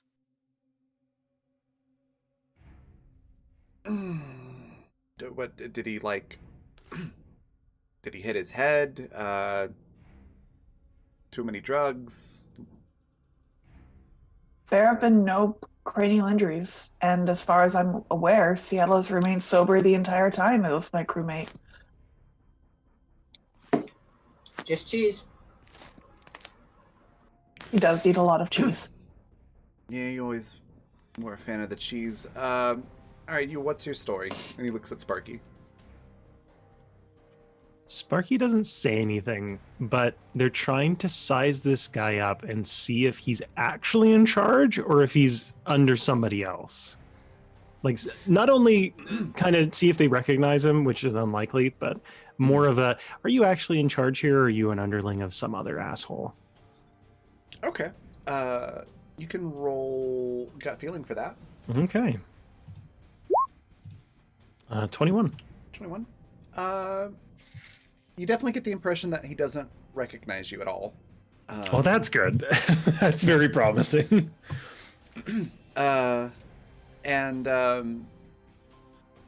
he does seem to be pretty in charge. Hmm. But you wouldn't be surprised if he's like Second of from yeah. the top sort of thing. Yeah. like upper middle management. Right. Okay. So he's like he's like the district manager, but not the regional manager. Yeah, something like Yeah. that. Yeah. Okay. Sparky's still just not gonna say anything. They're just gonna kind of like make eye contact with him and just keep a blank face. They're also a member of my crew. Okay. Do you not talk? I mean, I know sign. I can, if you want to talk to me that way. Are we tied up? Like, are we just all sat in chairs? Oh, that's weird. Okay. You just sat in chairs around a big table. It's like if you took a conference room and an interrogation room, Right. and Okay. mixed them together. It's almost like you're in a police questioning room rather than. Yeah. That's okay, what I mean by okay. interrogation room. Sorry. Gotcha. Okay. Sorry, my brain but jumps it's- to like the most extreme with interrogation. That's Yeah, fair. I was thinking torture. Yeah. No. Yeah. Sorry. Like, where's the torture? Come on. It's like a questioning room, but it's like a conference room, so it's like a nice police interrogation room. Put it that way. Well, listen, we're not going to judge the room on any choices it makes. Questioning is fine. So, sorry. Sparky is if Sparky's hands are free, they're just going to sign, "I don't know you," and that's it. I don't know you either. That's what I'm trying to fix here. Nothing. Look, I don't know what game you play, and he looks back at Seattle. I don't know what game you playing here. I don't really care. Just you stumbled across the wrong place at the wrong time with the wrong people. And I need to know if you're here sticking your nose where it doesn't belong, or if you just happen to be extremely unfortunate. This crew is very good at being unfortunate. Oh, Seattle just thumbs up. Extremely unfortunate. That's pretty much how my life's been for the last few months. We came across some effects that we knew were belonging to Guy Lavoie. We simply wished to return them. We were informed this was where his spouse was buried. It seemed the next best thing to do. Okay. Good news. I don't instantly disbelieve your story. But,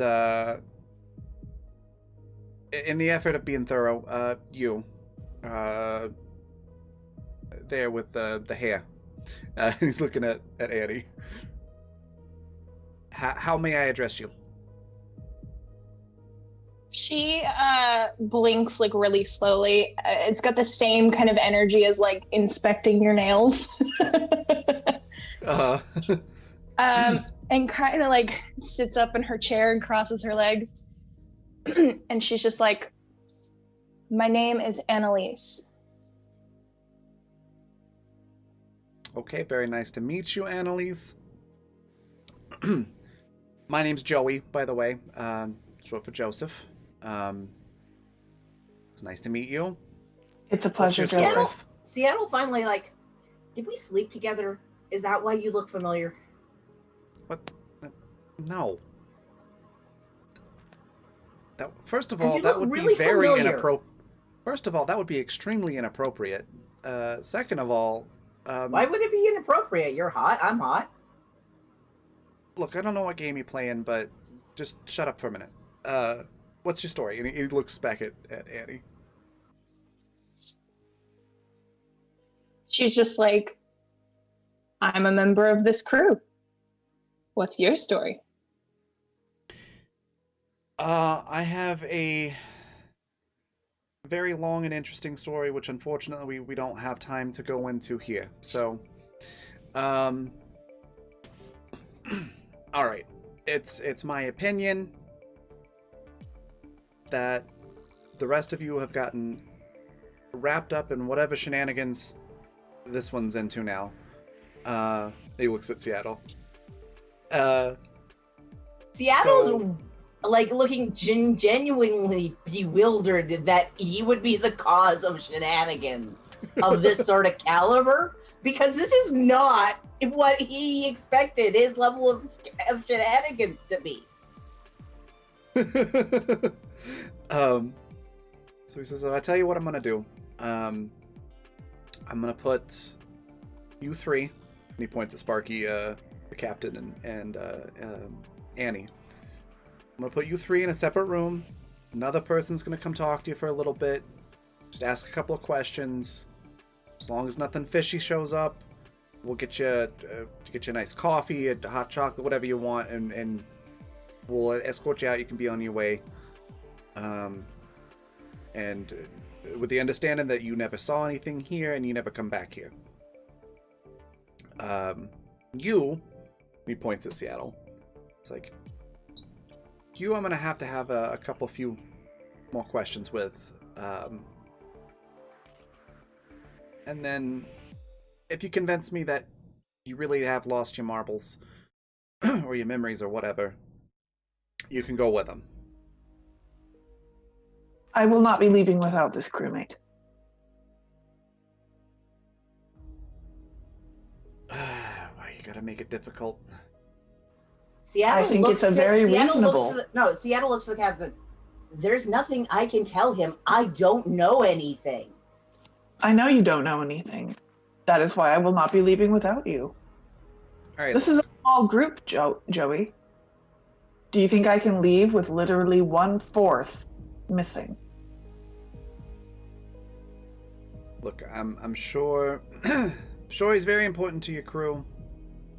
I just need to make sure that he's telling the truth. And like I said, as long as there's no fishy business, so if he's telling the truth, you got nothing to worry about. He can go. But there's certain precautions we have to take. Clearly, we are what you would call a covert operation here.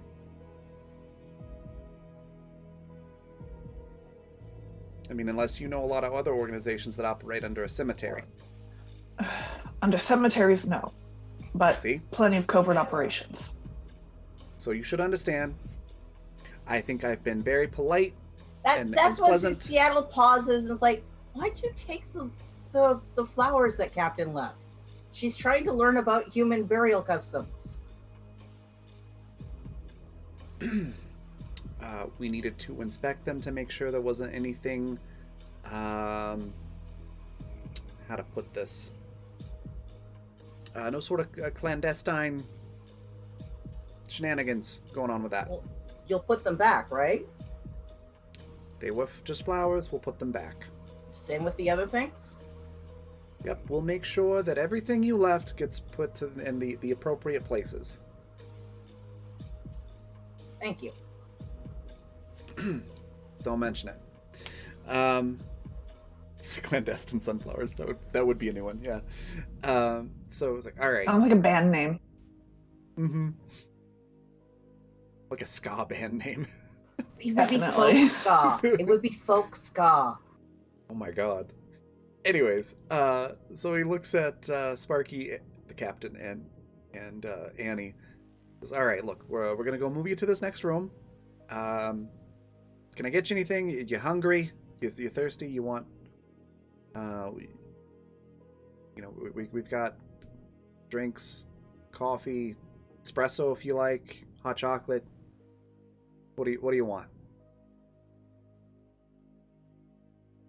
I want my crewmate returned to me alive. Look, nobody's killing nobody today. It's not on the schedule. I'm wearing the white suit.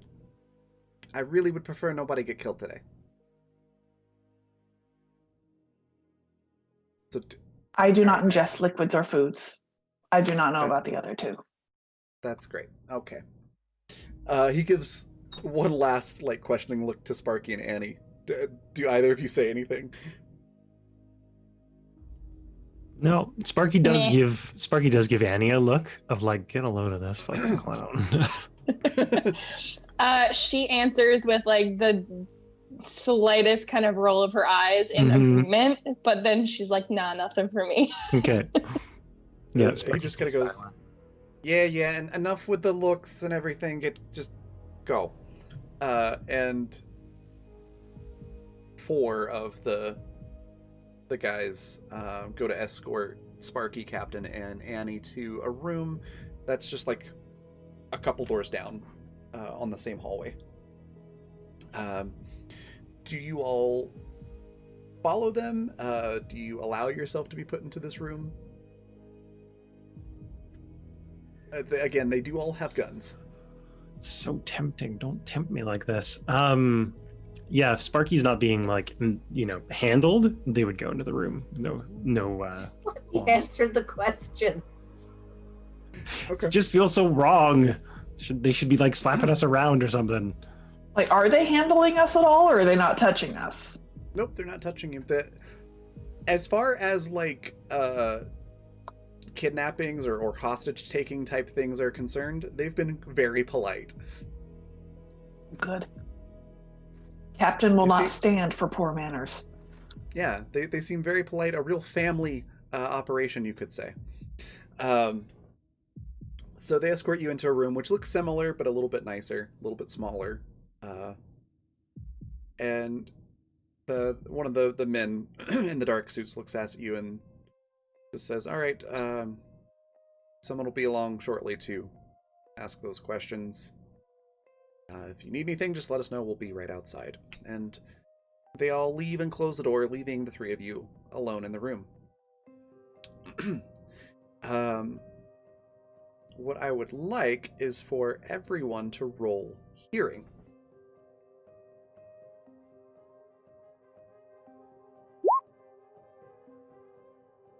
$22. Solid 24. Okay. That's a 24 for me as well. Okay. Twinsies. Would anybody like to use anybody that was close to 25? That's a word you were gonna Want to ask. use a 20? Want to use a d6? V, you want to go for it? Sure, let's see what we can do here. Yeah, sure. Make Uncle Tommy proud.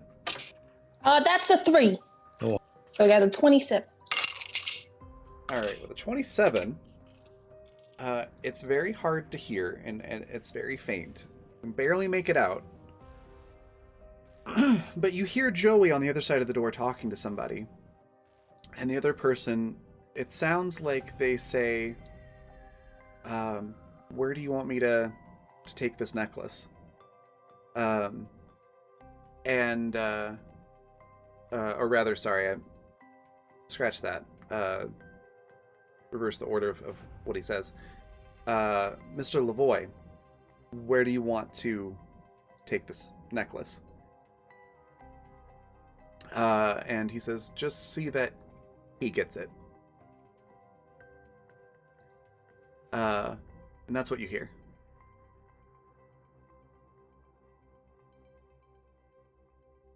Right. Does Andy face right now? No. I fucking knew it. Do you do anything with that information, Annie? I mean, there's nothing I can really do with it right now. Okay. But she's like, what the ungodly fuck is happening here? For any in the audience who don't know, Seattle's name before the mind wipe was Guy Lavoie. So this Lavoie. Lavoie, sorry. Sorry. Lavoie is something I don't know what that is. I don't know either. I'm terrible at pronouncing French words. That's all good. And names. Lavoie, sorry. So yeah, they've apparently been talking to a Joey Lavoie. Wait. I'm sorry. Was Lavoie Guy's No. birth name? No, it's not. Lavoie is the name he took from his husband. Okay, that's what I thought. So, yeah, that is correct then. Because he had a name that definitely put him in the lower class parts of town. Okay. That's what I thought. I just had a sudden moment of panic. Like, wait a minute, did I get that backwards? Okay. So that happens. And Joey comes back in to talk to Seattle. Seattle's looking still pretty damn confused and actually pretty relaxed. He had a good cry. The adrenaline's out of his system now. He's a little bit sleepy. Okay. So Joey comes in and sits down in front of you. Takes a moment to collect himself and straighten his jacket and everything. And he leans across the table and says, all right, look. You said that the guy died, right? It's complicated, but for all intents and purposes, yes. All right. Try to uncomplicate it a little bit for me. Clearly, I mean, if I did a DNA test right now, I'm pretty sure it'd come back with... Oh, it would. The person that was Guy, as well as all of Guy's memories, they're gone.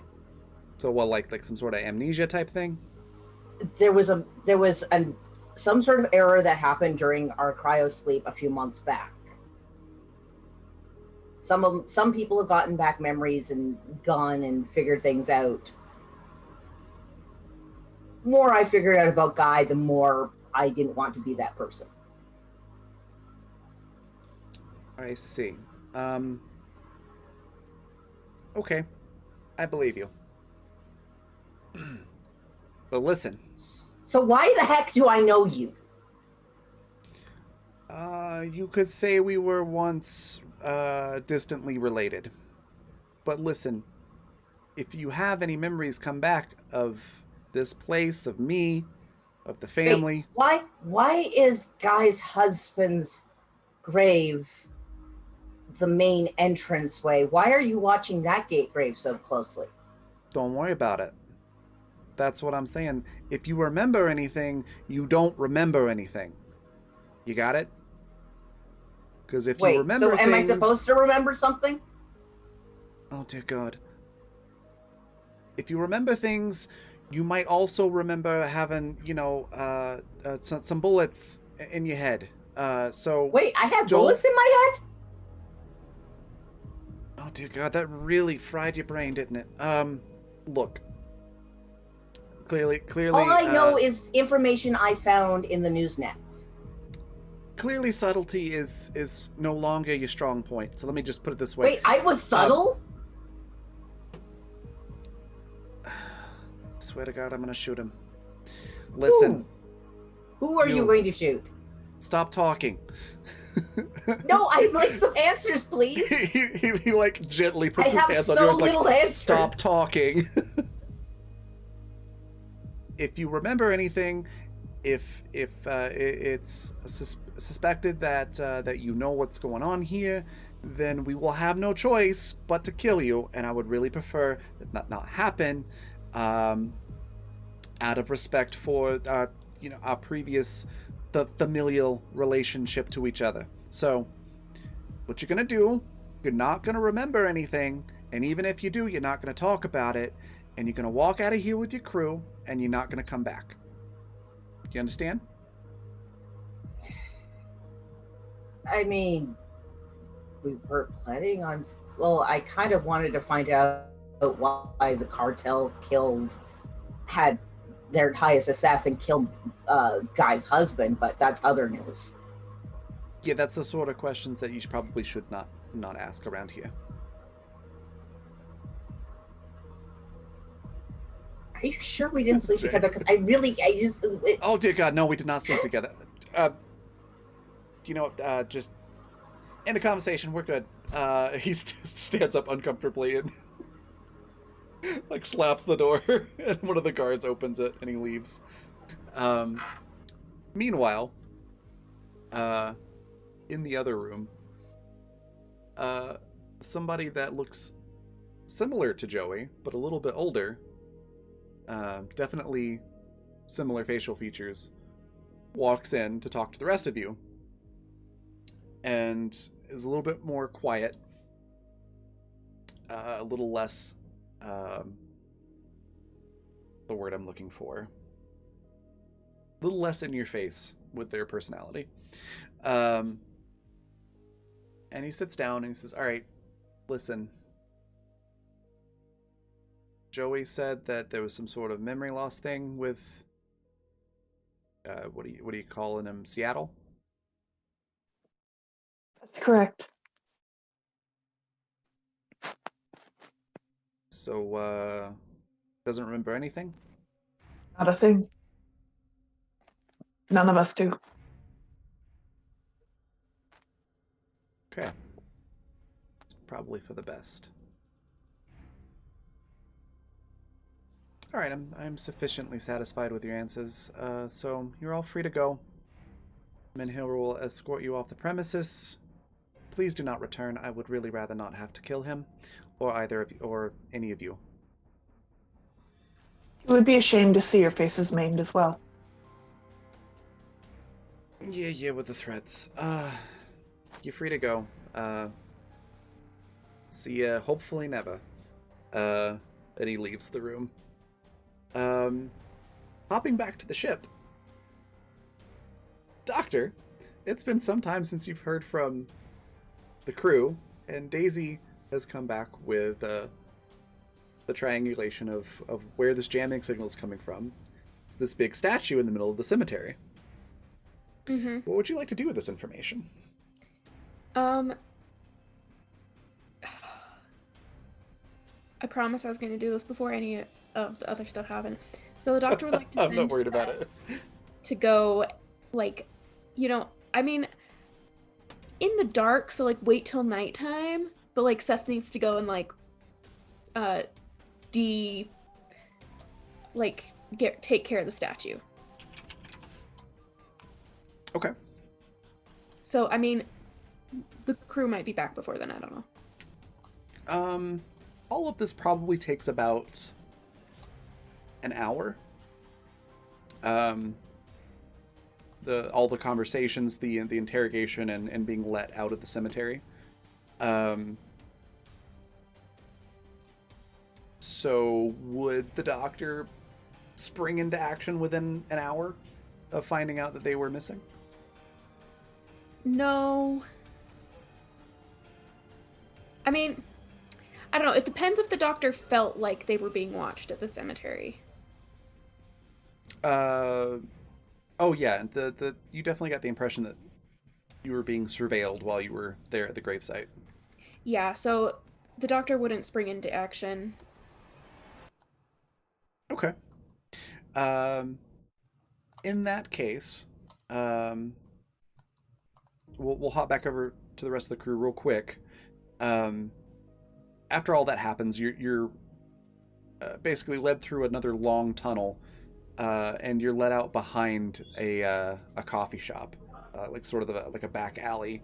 And this coffee shop is on the road that you took to get here. So you're let out there, and the people that escorted you there silently go back through the carefully camouflaged trapdoor, and you hear it lock. We didn't see Joey at all on the way. No, Joey did not make another appearance, sadly. Damn, I couldn't. I think Seattle, as a new person, was not Joey's favorite person. Is Seattle with us? Yeah, Damn, it's too bad I couldn't blow old Joey a kiss on the way out, you know? Joey's had a day, you know? He's had a day. Oh, Yeah, well, Joey, a lot of us are His having a day. brother-in-law just hit on him. Something about this just doesn't feel Who's to right. say? It Who's just to doesn't say? feel right. So what do you do? It's like I got a rock in my shoe, but every time I take my shoe off, Seattle's there's just no like- rock in it. I have more questions now. What the fuck? Well, Sparky's gonna ask Seattle, like, what do they ask you?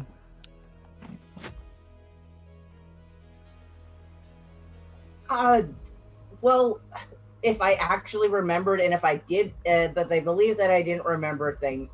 But if I did happen to remember things, I should forget about them, or should I remember? I don't know. He was talking very fast, and it was really distracting because he looks really, really familiar. And usually, I've noticed that people who look that familiar to me are probably people I've slept with. At this point, Annie very nonchalantly signs to Seattle and is just like, well, he had the same last name as you. Also, comms are working again, by the way, if anybody wants to signal the ship. Oh, Captain's going to signal the ship and let them know we're on our way. Seattle Yeah. calms Daisy. Daisy, did you have an Uncle Joey? Oh, no. First of all, hi, I'm glad you're alive.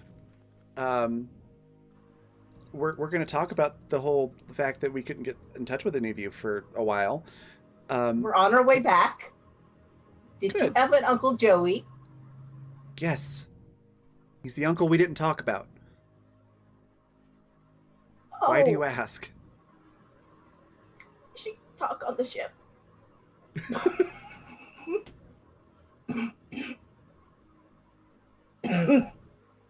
Okay. Captain's going to silently hail a cab. One comes along shortly, and you are able to get back to the ship without incident.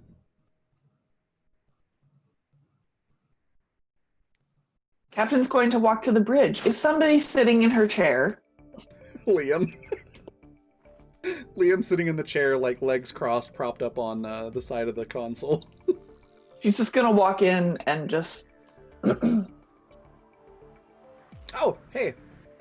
He'll hop up, not like oh god, I was caught sitting in the captain's chair. Just slowly hops up and offers you the chair. Goes, I'm glad you're back. We were looking for you. Daisy was getting pretty freaked out. I would imagine. And she just sits in the chair and turns away from him. And Liam's just like, okay, good talk. And heads back to his room. Cap is ice cold. Seattle's My chair. trying to phrase this in his head as he's going to find Daisy.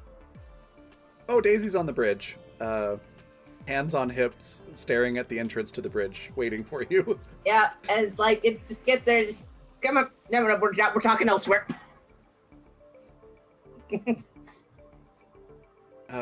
Daisy just looks around like, why are we talking elsewhere? Seattle's embarrassed about the things he said to your Uncle Joey. What did you say to Uncle Joey? If we slept together. Oh god. Please tell me you didn't know that was Uncle Joey. I had no idea. He just looked really familiar. Oh, thank God for that. What happened? Why was he there?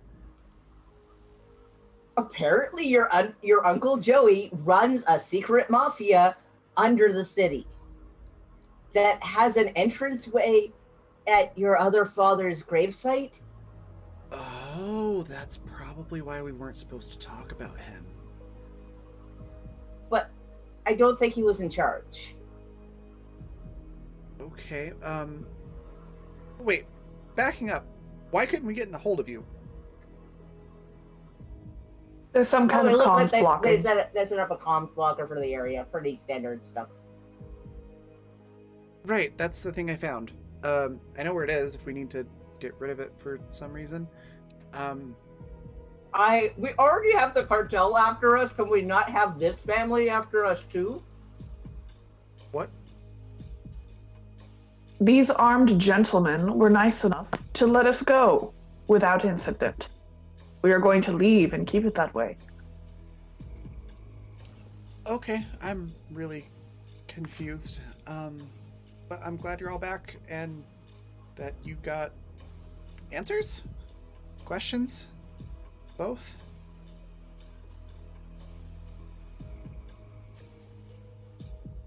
I have a lot of questions. A lot of questions. Did Anthony know about this?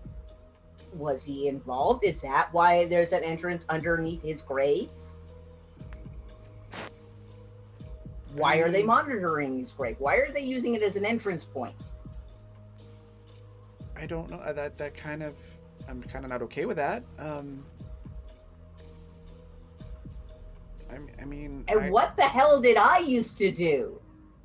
Because as far as I know, I you were a was mechanic, and Dad was a baker, and I kind of vaguely remember talking about the family when I was a kid in reference to Joey, but that was like, it was usually muffled, and it was like, yeah, Joey's the uncle we don't really talk about, but occasionally he would, send really nice Christmas presents.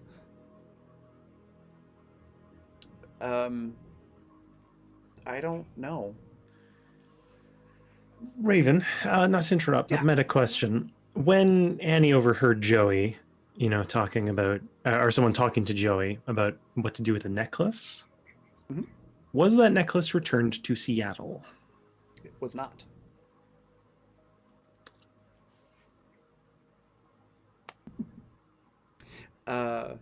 Yeah, it was not. Anthony's not dead, and Oh, I would like you to picture the fact that I am doing the robot as I say that. I felt like that was a really important Hang on, detail. I got you, V. Anthony is not dead. Thank you. Yeah. Raven, are you just taking all of our possible tragic backstories and bringing them back to life? We gave her all these tragic backstories. What is she gonna do? Put them in a box? Like, gotta use them somehow.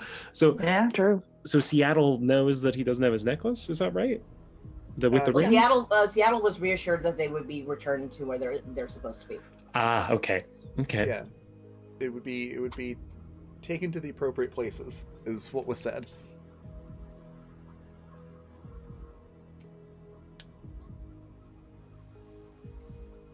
Seattle like looks at Daisy and is just like,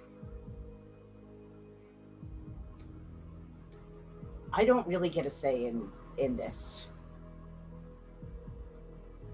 I'm not Guy.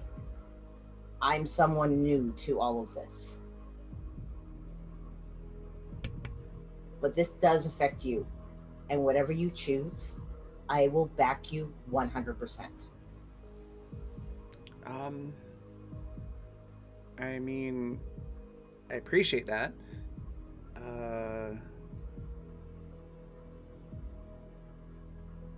I personally, this sounds like there might be a lot of things that, and she's kind of stuttering, that I didn't know about as a child. And that's probably a good Seattle's thing that I didn't know about that. Supporting her by the shoulder sort of thing. Yeah. And she's like kind of got her palm like on her chest right under her throat and is sort of tapping along with how she's speaking. Like at the pace that she's speaking. It's probably best that I don't know some of these things. But I'm not going to stop you from trying to figure it out. Then I can figure it out elsewhere. Away from this. I mean, So it it sounds won't like a hurt lot you. of the answers are here, but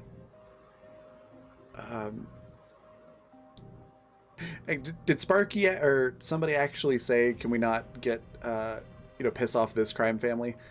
Or was that out of character? Well, Captain said, the nice suited armed men let us leave and we're going to keep it that way. Okay. I can work with that. So yeah, Daisy just says, and if this is another crime syndicate type deal, probably it is better not to piss off another one. I mean, I get, achievement hunting, but maybe this isn't the thing to do that on. Annie's just like, to be fair, this one just kind of annoyed me more than anything else. Like the cartel is a genuine problem, but these guys just seemed annoying. They were really polite. It didn't Like even Seattle, torture us. they were really polite. Like, did you notice that they were really polite? Like too polite. It just Daisy like, kind of like perks up a little bit at that. Really polite. What did they wear? Like black suits. And Very well tailored black suits. Black suits. Okay. Joey was in a white suit with his red rose. Oh, Like, fuck. do you remember those old relics of like the man with the white hair and the chicken? Yeah, I know what suits you're talking about. That particular group has always been very nice to me. In times where I've not worked for them. Don't give me that face, Dad. Like, what group is this? Because he's just like, what? But, I spent some time on my own living in we'll call them unsavory places. And so I would have run-ins with this group. They just call themselves the Family. They're very much organized crime, very dangerous, and they're very polite and they're very nice until you cross them, And What's their You know, standing with the cartel? I don't know. I assume Looks to Sparky. Daisy's like, I assume they're a competing crime family or something. Why would you expect me to remember anything more than you did? I don't know these idiots. They didn't know me. Like, if they knew me, you really think we would have walked out of there? You see, I was like, yeah, that's weird considering you were with Rip when. So, there's so many questions I have, and I didn't want to ask any because they were too polite and it was weirding me out. They didn't even threaten to like stab. I mean, they threatened to shoot us. I guess that's. But like, not Joey, like, unduly. believed me in like 2 seconds. Did we get all Yeah. our stuff back? Did I miss that part? Oh yeah, good Yeah. good question. Yeah, they gave you all your stuff back. we get all the way back to the ship like, son of a bitch, I left my purse at home. Like, Yeah. all No, the way they here. like right before. I should have made that more clear. Before they like shoved you out of the trap door and left you. That's like when they handed your stuff back. Annie kind of turns to Seattle and signs and says, "Is there anything about this situation that is keeping you here? Or are you ready to be free of this?" I put Guy Lavoie to rest. I'm ready to move on. And then she kind of addresses the whole group and she says, "I don't think we should think too much more on it then. Clearly they don't want us digging around and we have a lot on our plate as it is. I don't think this is a bag that we have to open up, at least not right now. If Seattle decides later that he wants to come back and figure it out, then I'm all for it. But we have a lot more pressing matters to worry about." Liam chimes in at that and says, "Yeah, there is a lot of GPF here. I mean, Annie's forgeries, they're really good, but I probably shouldn't push our luck." And then Seth, who's been quiet through this entire thing, is sitting in a chair doing the contemplative finger pyramid, touch to the chin, and very uncharacteristically trying to sound important. Says, Now I'm not saying we do anything. Just a thought. If the cartel is after us, and this is a group like the cartel that isn't the cartel,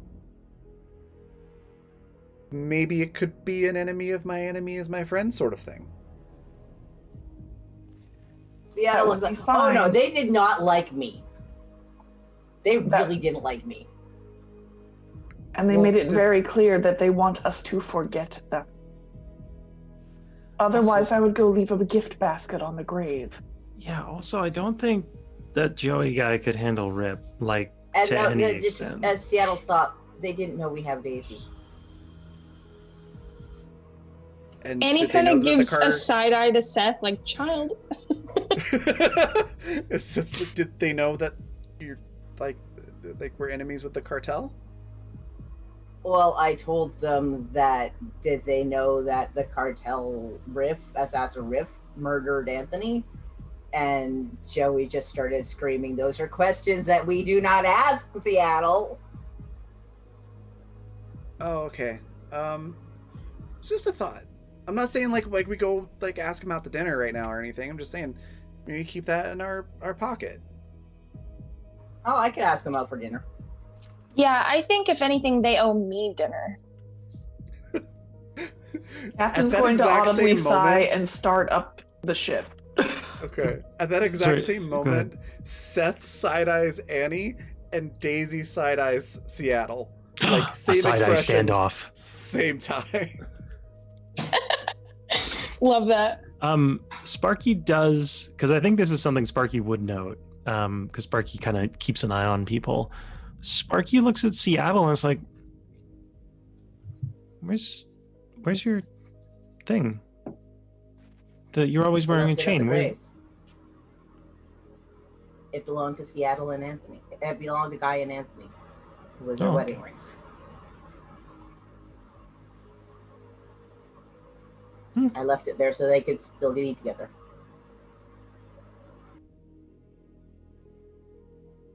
That kind of sparks Annie, who had momentarily forgotten about it because she was thinking about dinner. But she kind of addresses Seattle again and says, when we were in that interrogation room waiting for somebody to come get us, I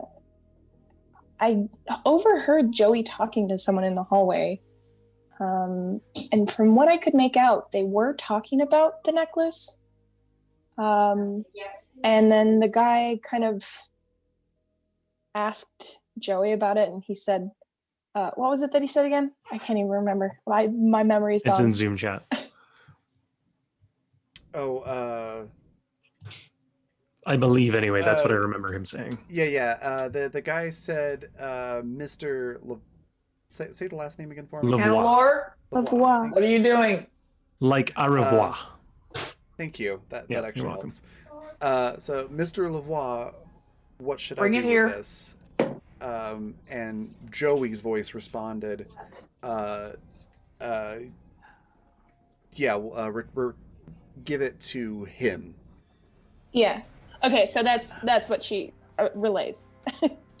Yeah, like that's and that's what I heard from my end. there was definitely like a deep amount of importance placed on that pronoun of him, as in like, the him.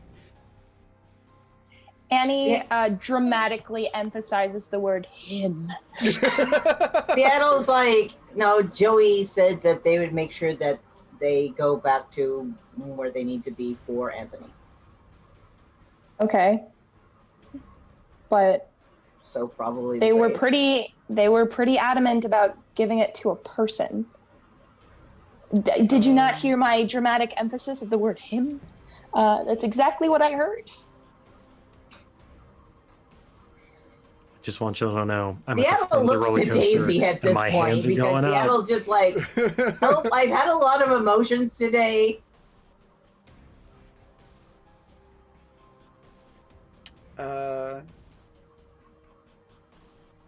Daisy's no longer standing there, by the way.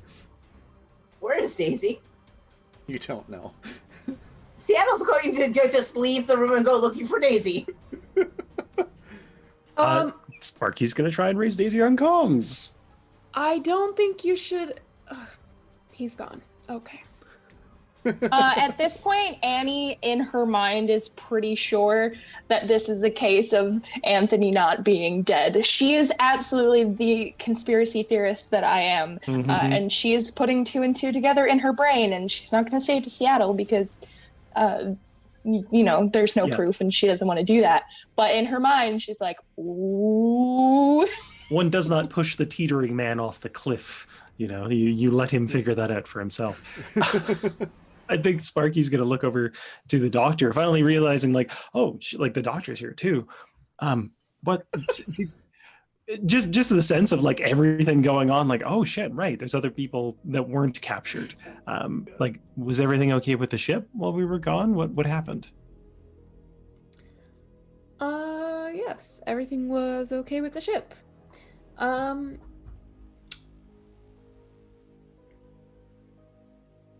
Yes, everything was okay with the ship. There's still a pile of groceries and I was gonna ask. in the deck and on the bridge.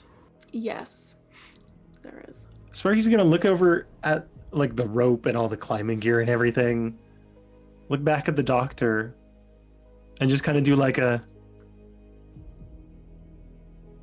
So, what's? Oh, those. Yes, well, you know how mothers back in... Did you ever... I don't know. You know how people used to put their children on leashes? Yeah. The captain slowly turns around in her chair at this information. Oh no! Oh no! Don't give Captain ideas. Oh no!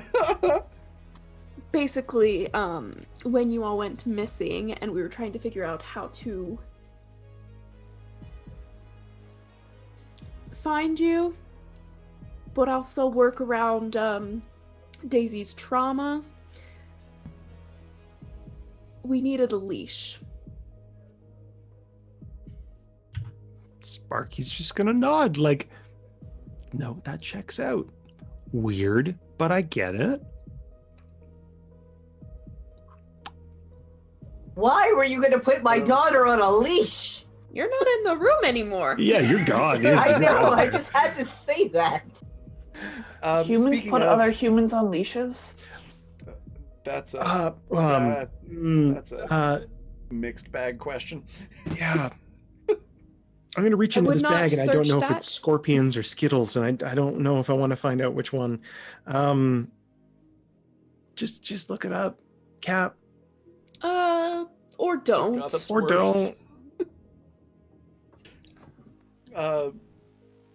Going back to Daisy, you do get a response, a text message, and it just says, "I'm on the ship, gonna need a minute."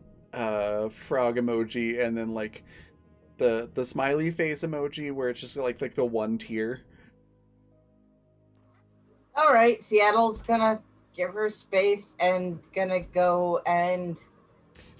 She just sends that to Sparky. Oh, okay. Well, Seattle's still looking for her then. Cool. Sparky's gonna send back a frog face, and like a hug emoji. I don't do emojis. Okay. I imagine there's a hug emoji. And then send to Seattle a frog and then a bunch of spaces and then a rooster emoji. And then say like she needs some space.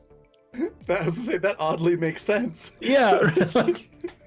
No, Seattle responds with hug emoji, rooster emoji, and then thumbs up emoji. And goes to go and find Foghorn Leghorn to go and just this like pet his rooster. Crew. Captain still doesn't get it. Go ahead. No. I was gonna say Captain still doesn't get it and sends a gif of an axolotl. Love it. That's adorable. I was immediately taken back to that episode of Firefly where they're like dropping off cows and River's like, you know, they weren't cows inside. They wanted to be, but they forgot. And the captain's just like, is it weird that I understood that? Like that's me right now with that emoji. I'm so glad that came across. Yeah. Ow, hitting my chair. Okay. Getting sidetracked. So yeah, Daisy is off processing. Tunnel vision, didn't even think to message anybody else, just like responded to the immediate stimulus in front of her. What is the captain doing? You started the ship? Yep, now that everyone's done invading her frickin' space, she's flying the ship towards Mars, because that was our next agreed upon location. For snacks. We're stopping for ice cream on the way back. I'm not sure any of you deserve ice cream. I'm not sure Mom's gonna get you ice cream after this. Oof. Well, you know what, Mom? I'm old enough to have saved my own money, so I'll buy myself some ice cream. Thank you. I was gonna come back with something like, "Oh, you're gonna act like you're grown now," but no, Captain wouldn't care. That's okay. I have enough cheese. I didn't stab a single person in that bunker. Yeah. I got out alive by just telling the truth. I don't want for a damn thing. All I'm hearing is that you did the bare minimum. Yeah, and for Sparky, that's a lot. I was legitimately surprised at how smoothly that went. I was waiting for one of you to be like, I attack the guards. Well, because we're all sitting there like, where is this going? We're so used to did almost stab the guard in the trapdoor. Yeah. Yeah. I'm not gonna lie. I want to be a criminal, more of an art criminal in this neighborhood than with the cartel, because I like how this mafia treats us better. Yeah, they're decent folk, at least. I'm not gonna lie though, when you said the guy crawled out of the thing, I was like, missed my chance to headbutt him down the tunnel. I was like a hair's breadth away. I was waiting for it, but it didn't happen. That was beautiful. I loved it. It was great. It was a nice change of pace. So yeah, you're able to get to Mars without incident. I imagine you get ice cream. or whatever snacks. And I think we're gonna like wrap it up there. Does anybody want to do anything like on the way to Mars before we close out? Any like last minute stuff for this season? The doctor, like, when everything starts settling down, will just be like, Seth, do you know how to play Go? Go? I don't think so. How about chess? Oh yeah, they made us learn chess at the camp. Okay, well, we're gonna go learn how to play Go. Okay, let's go. Is it like chess? It's strategy. Let's go. Okay. Seth follows the doctor. A little confused, but like, hey, somebody wants to do something with me, other than, my friend Liam. Like somebody other than the person I was roommates with is noticing me. Somebody is engaging with me. All right. Seattle goes to find Daisy at some point. Daisy spends most of the trip to Mars in the air vents, but isn't like actively hiding from people. To the point where she finds one day there looks like a piece of paper with writing on it left out on her bed in her room for her. What's it say? It is in Seattle's scrawled handwriting, because he did this by hand. He wrote adoption papers for Seattle to adopt Daisy Lavoie, if she would, and a place for her to sign to accept. Aww, that's sweet. That does make Daisy smile, and she does sign. But she does sort of like change the Lavoie at the end for her to keep the Thornwood thing, as sort of like her symbolically doing the whole moving on thing as well. And so I guess Seattle's last name's going to be Thornwood now. Nice. But she does eventually come around to where Seattle is and explain that and talk a little bit. And that's when Seattle suggests, well, I need a last name. Can I have Thornwood too?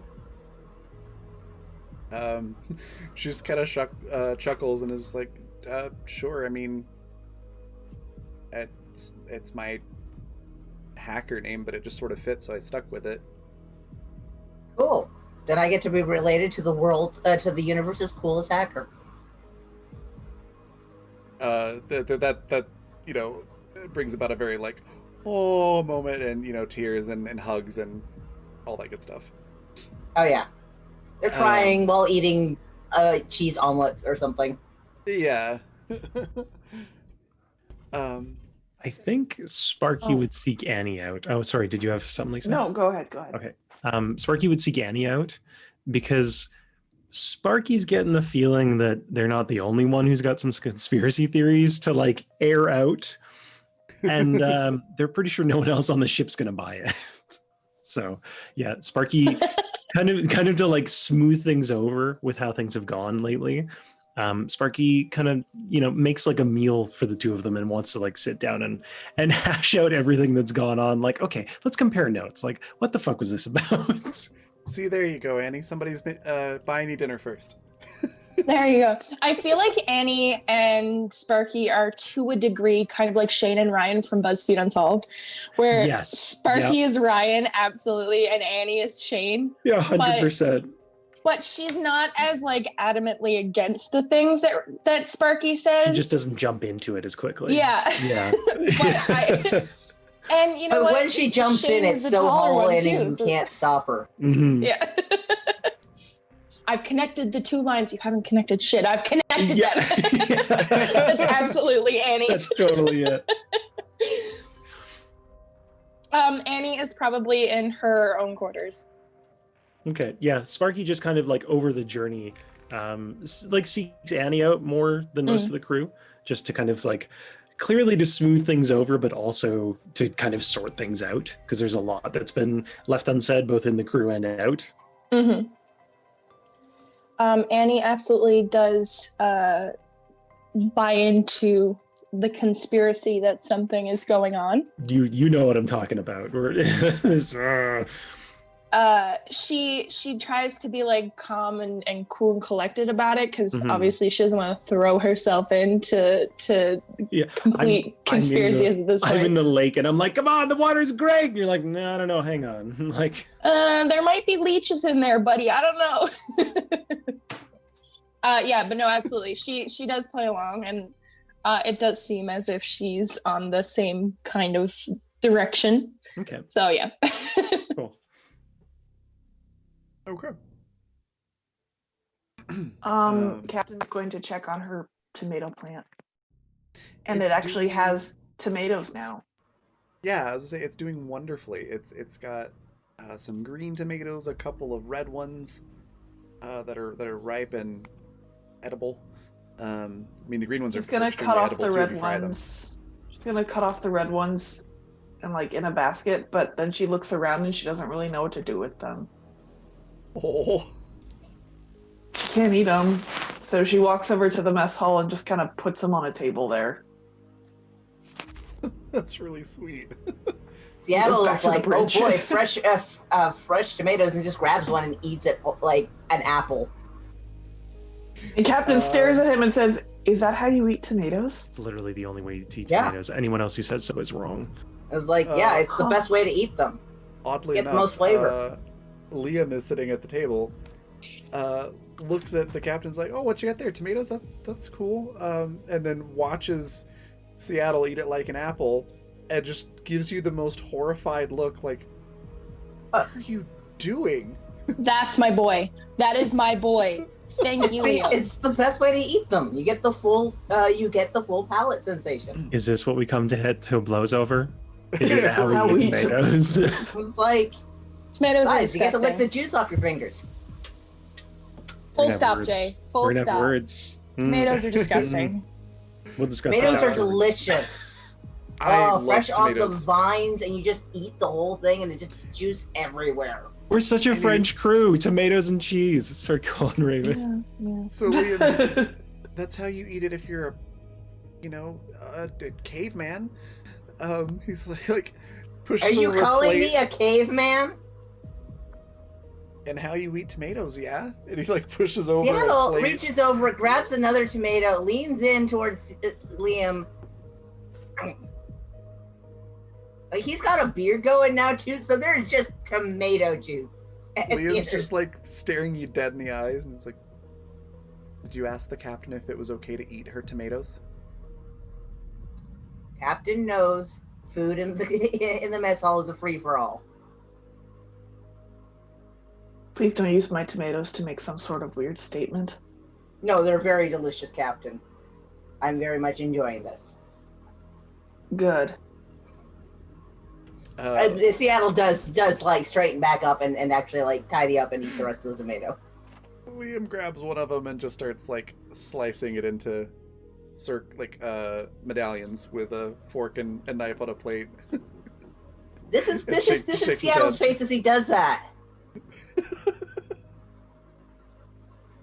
Liam, don't eat them. Tomatoes are gross. Seattle's like, next thing you're gonna do is put salt on it, I bet. Okay, there we're gonna have to disagree.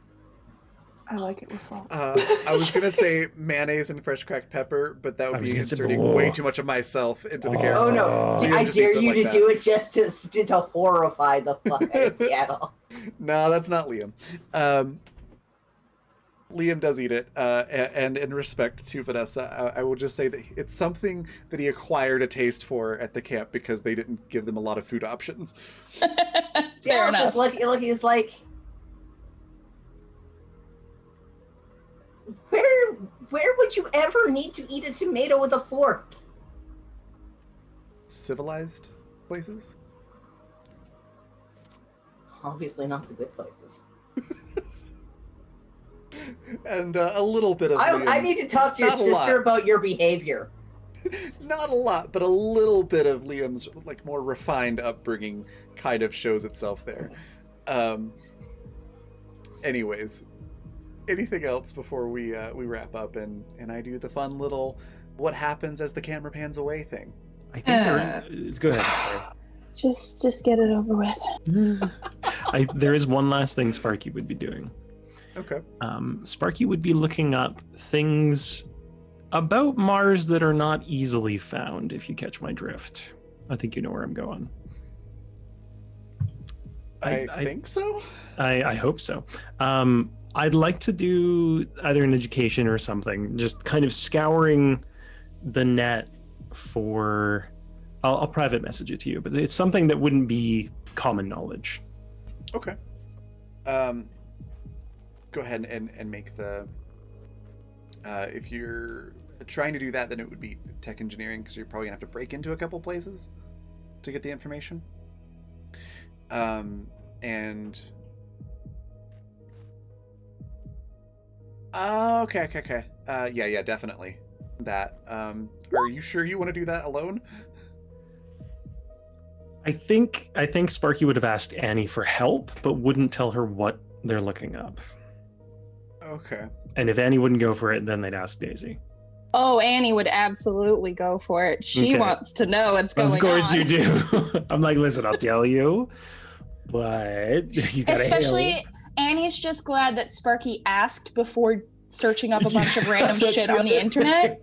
Yeah. So she's like, yes, I will absolutely help you. Thank you for at least asking someone before you do a dangerous Google search. Virus on this fucking ship. Yeah. Yeah. So Okay. I think primarily it's more so to avoid that happening again, but also she's very curious. Okay. I just had this mental image of Sparky coming up to Annie and being like, hey, so I did a Google search for dark web, and now my computer doesn't work. Can you help me? Annie just being like, I'm not touching this one. You deal with this yourself, and leaving. You got yourself in this fucking mess. Just Okay. know that if I hear any screaming down the hallway, I'm staying in my room. Can I get a tech engineering roll from Annie? Use whatever resources you would like. Okay. Just one? Yeah, just one roll to help out. All right, let's see. All right, that is a 38. Yeah, between the two of you, you do find some information that you're looking for. Sparky and Annie does know some of it, probably without the same context. Okay.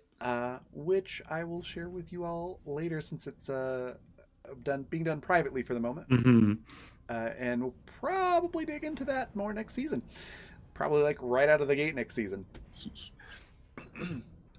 So with that, first of all, while I'm doing the wrap up here, if anybody in chat would like to suggest a raid cry, please do so. But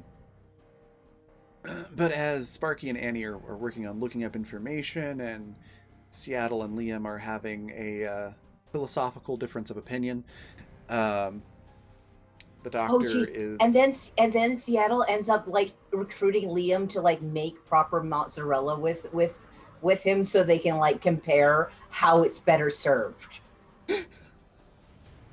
I feel like Liam probably would take you up on that, like a impromptu Iron Chef type competition. Yep. Only a captain absolutely. can be the chairman. Yes. Come on, Liam, crack open those mystery You're giving me gold for these background tweets, books. people. Right. Yeah, absolutely. And the doctor, I presume, is still trying to decipher their notes that are encrypted. Mm-hmm. Okay. And the captain is busy being chairman for this impromptu Iron Chef battle. Daisy is what would Daisy be doing? I think Daisy's still doing some processing and trying to just keep her mind busy working on projects, and might actually be hanging out with Seth for a little bit. So yeah, that's kind of what's happening on the trip to Mars, and the camera is going to pan away from the ship and through space, past satellites and the moon and things like that, back to Earth, where in a familiar-looking underground hallway system of rooms, there is a man who looks kind of like Donald Sutherland, a bit. So, white hair, white beard, sort of that sophisticated gentleman sort of feature quality about him, in a white suit with a red rose on the lapel, leaning back in a very expensive leather chair. And one of those guys in a black suit walks into the room and puts a photo on this guy's desk and says, Mr. Lavoie, we picked this up on the surveillance cameras from the other day. Joey, Mr. Lavoie, said that you'd be interested in it. And he very calmly and methodically picks up the picture and turns it around so he can see it right side up. And the camera kind of pans to over his shoulder looking at it. And it's a picture of Daisy looking rather uncomfortable just outside the cemetery. And the man just quietly says to himself, "So she's with them. This requires further consideration. Thank you, you can leave."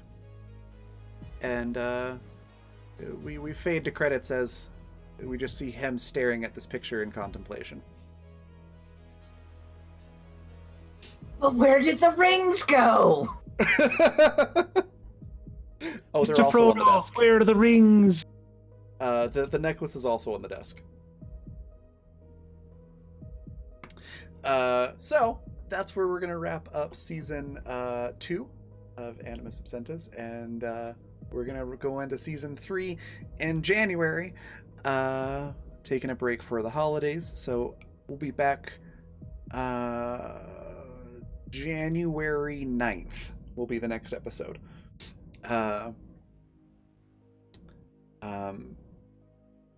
Unless nobody, well, I guess, good question. We'll find out if everybody has New Year's plans or not. But if the second works, maybe we'll do the second. But definitely by the 9th, we'll be back for the next season of Animus. Before we go on a raid, I'm going to let everybody talk about their favorite part of the session, favorite part of the season, and where we can find them and everything. Going opposite order, so we'll start with Lisa. What was your favorite part of the session, favorite part of the season, and where can we find you? Anything else you want to share? I like how we refused to let anything go heinously wrong. Right? You presented us with the mafia coming out of the ground near a grave, and we just said, no. That's not what we're doing today. We're gonna cooperate. We're gonna play We don't nice. kill people anymore. Yeah, we're not gonna extend our arm blades in people's faces. And we're just gonna cooperate and be let go, and it's gonna be fine.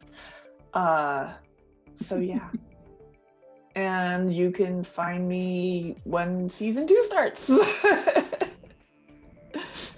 But yeah. Fantastic. Next we'll hop on down to Riley. What was your favorite part of the session, the season? Where can we find you and all that good stuff? I don't know if I can pick a single favorite part of the session. The whole session was just beautiful. From the way everything was set up to just the way that everybody plays their characters, and it's just beautiful. Just a fantastic group to play with. I love Saturdays so much.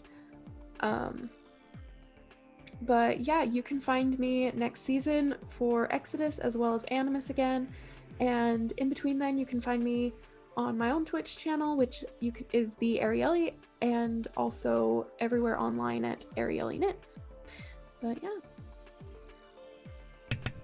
Fantastic. We'll hop on over to Alex. Favorite part of the session, the season, where can we find you? Anything else you want to share? Favorite part of the session? The fact that Seattle made Joey so damn uncomfortable. I admit I have never had that much fun flustering somebody by being completely fucking honest and just rambling. That was pretty amazing. It's like, are you sure we haven't slept together? No!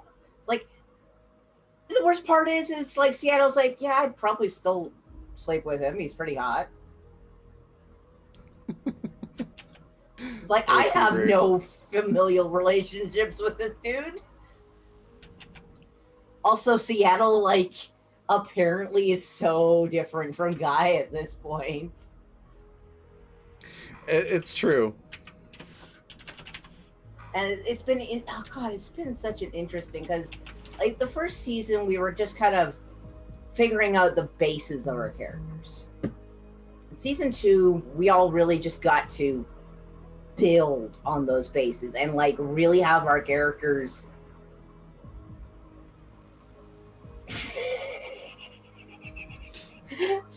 I'm sorry, Lisa just posted something funny.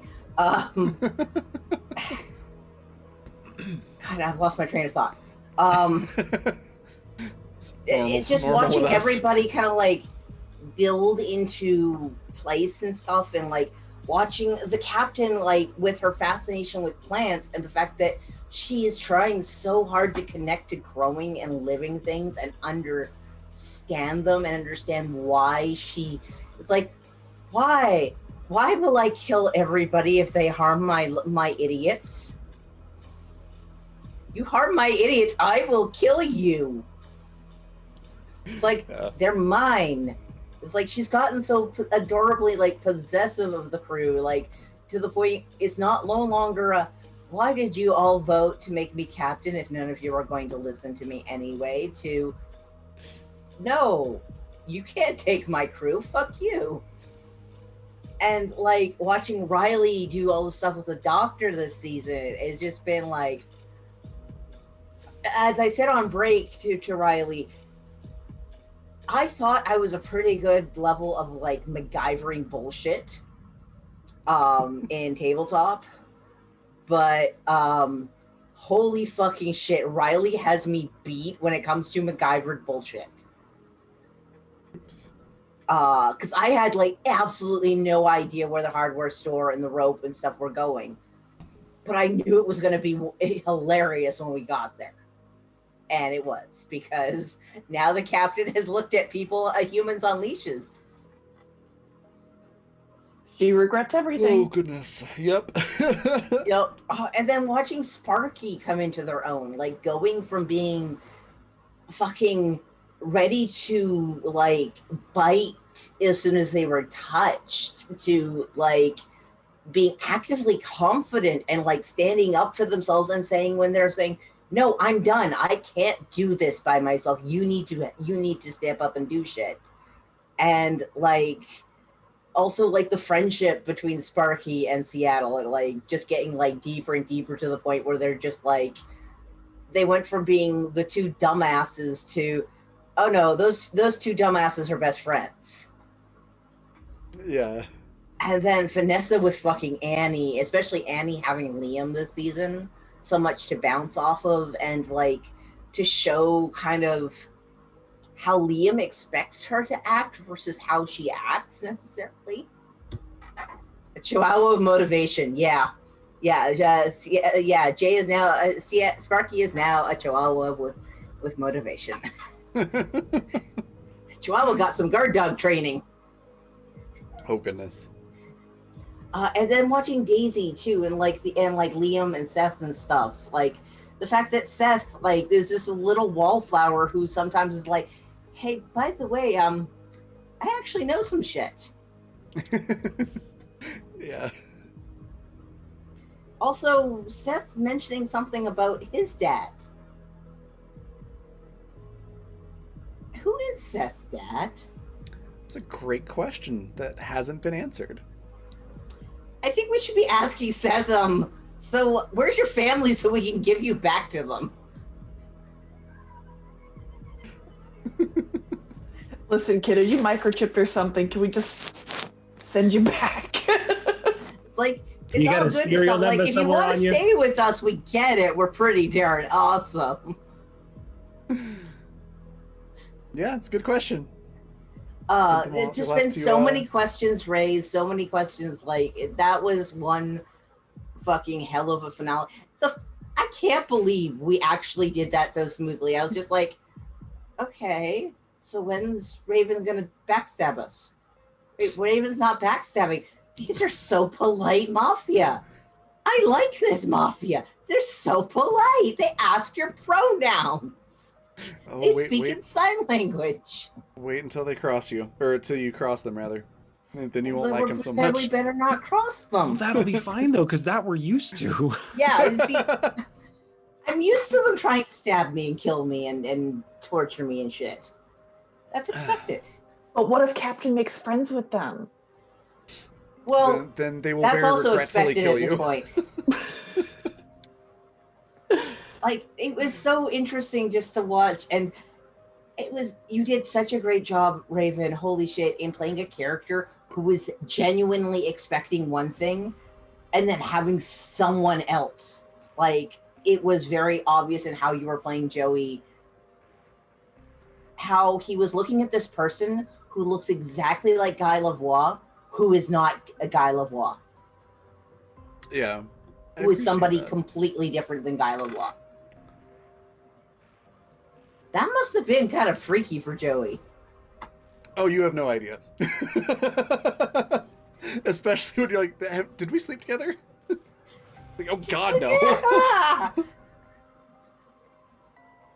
Oh man. It's like, I sent presents to your daughter. Oh God. But it's been an absolutely fascinating season. This is seriously one of my favorite games I've ever been in, and I love all of you guys so goddamn much. Where you can find me, Yes. you can find me regularly on Atatric Pat's channel on Wednesdays evenings. I think we're only possibly missing 1 week through the holidays because most of us aren't really going anywhere, so we're going to be continuing our Lancer game through the holiday season, where I play a far less. Oh boy, the lowering of the chaos. I am not the high chaos character in that group. That's mostly our medic. Most days, it feels like. Though apparently, you mix my character and a medic character together, you get high chaos anyway. Yeah, so there's that. I am regularly going to be streaming on Mondays, probably Thursdays, now that I no longer have a regular stream with Jay. Art on my own channel at Can Chaos Art. You can also follow Can Chaos Art on Twitter, where I post my art. And if you want to just follow me in general, at Agent Boss on Twitter. I don't post a lot. I'm not very that talkative until I get on a ramble about something. Usually plums, because plums have been around lately. But yes, I talked enough. I'm so sorry. You're fine. Next we got Vanessa. What was your favorite part of the session, the season, and where can we find you? All that good stuff.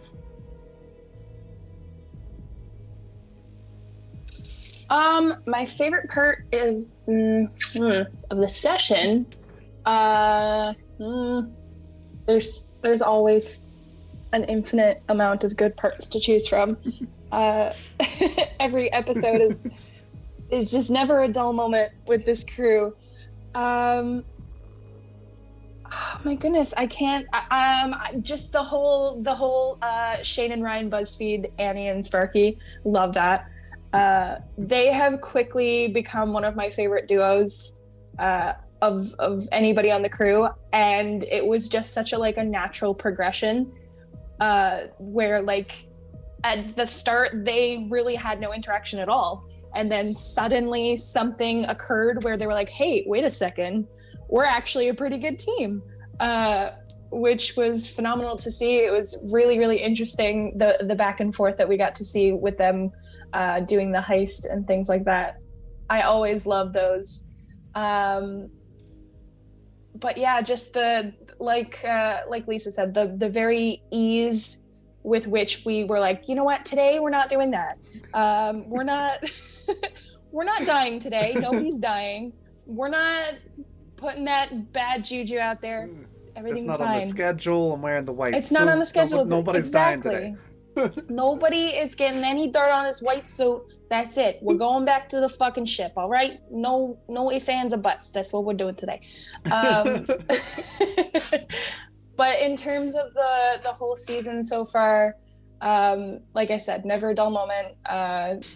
It's phenomenal to get to see how the characters have developed and kind of come to terms with the fact that, you know what, we don't have our memories, so probably best we just start being the people that we are now, and getting to this point, and having Liam back finally, having him this season was great, and getting to flesh out Annie's backstory a little bit. So I'm hoping maybe we can find something fun to do with that in the upcoming episodes. But yeah, so you guys, no idea. I love that. I love it. I know I always give you a hard time and say, Raven, no, but yes. So yeah, I'm super excited about that.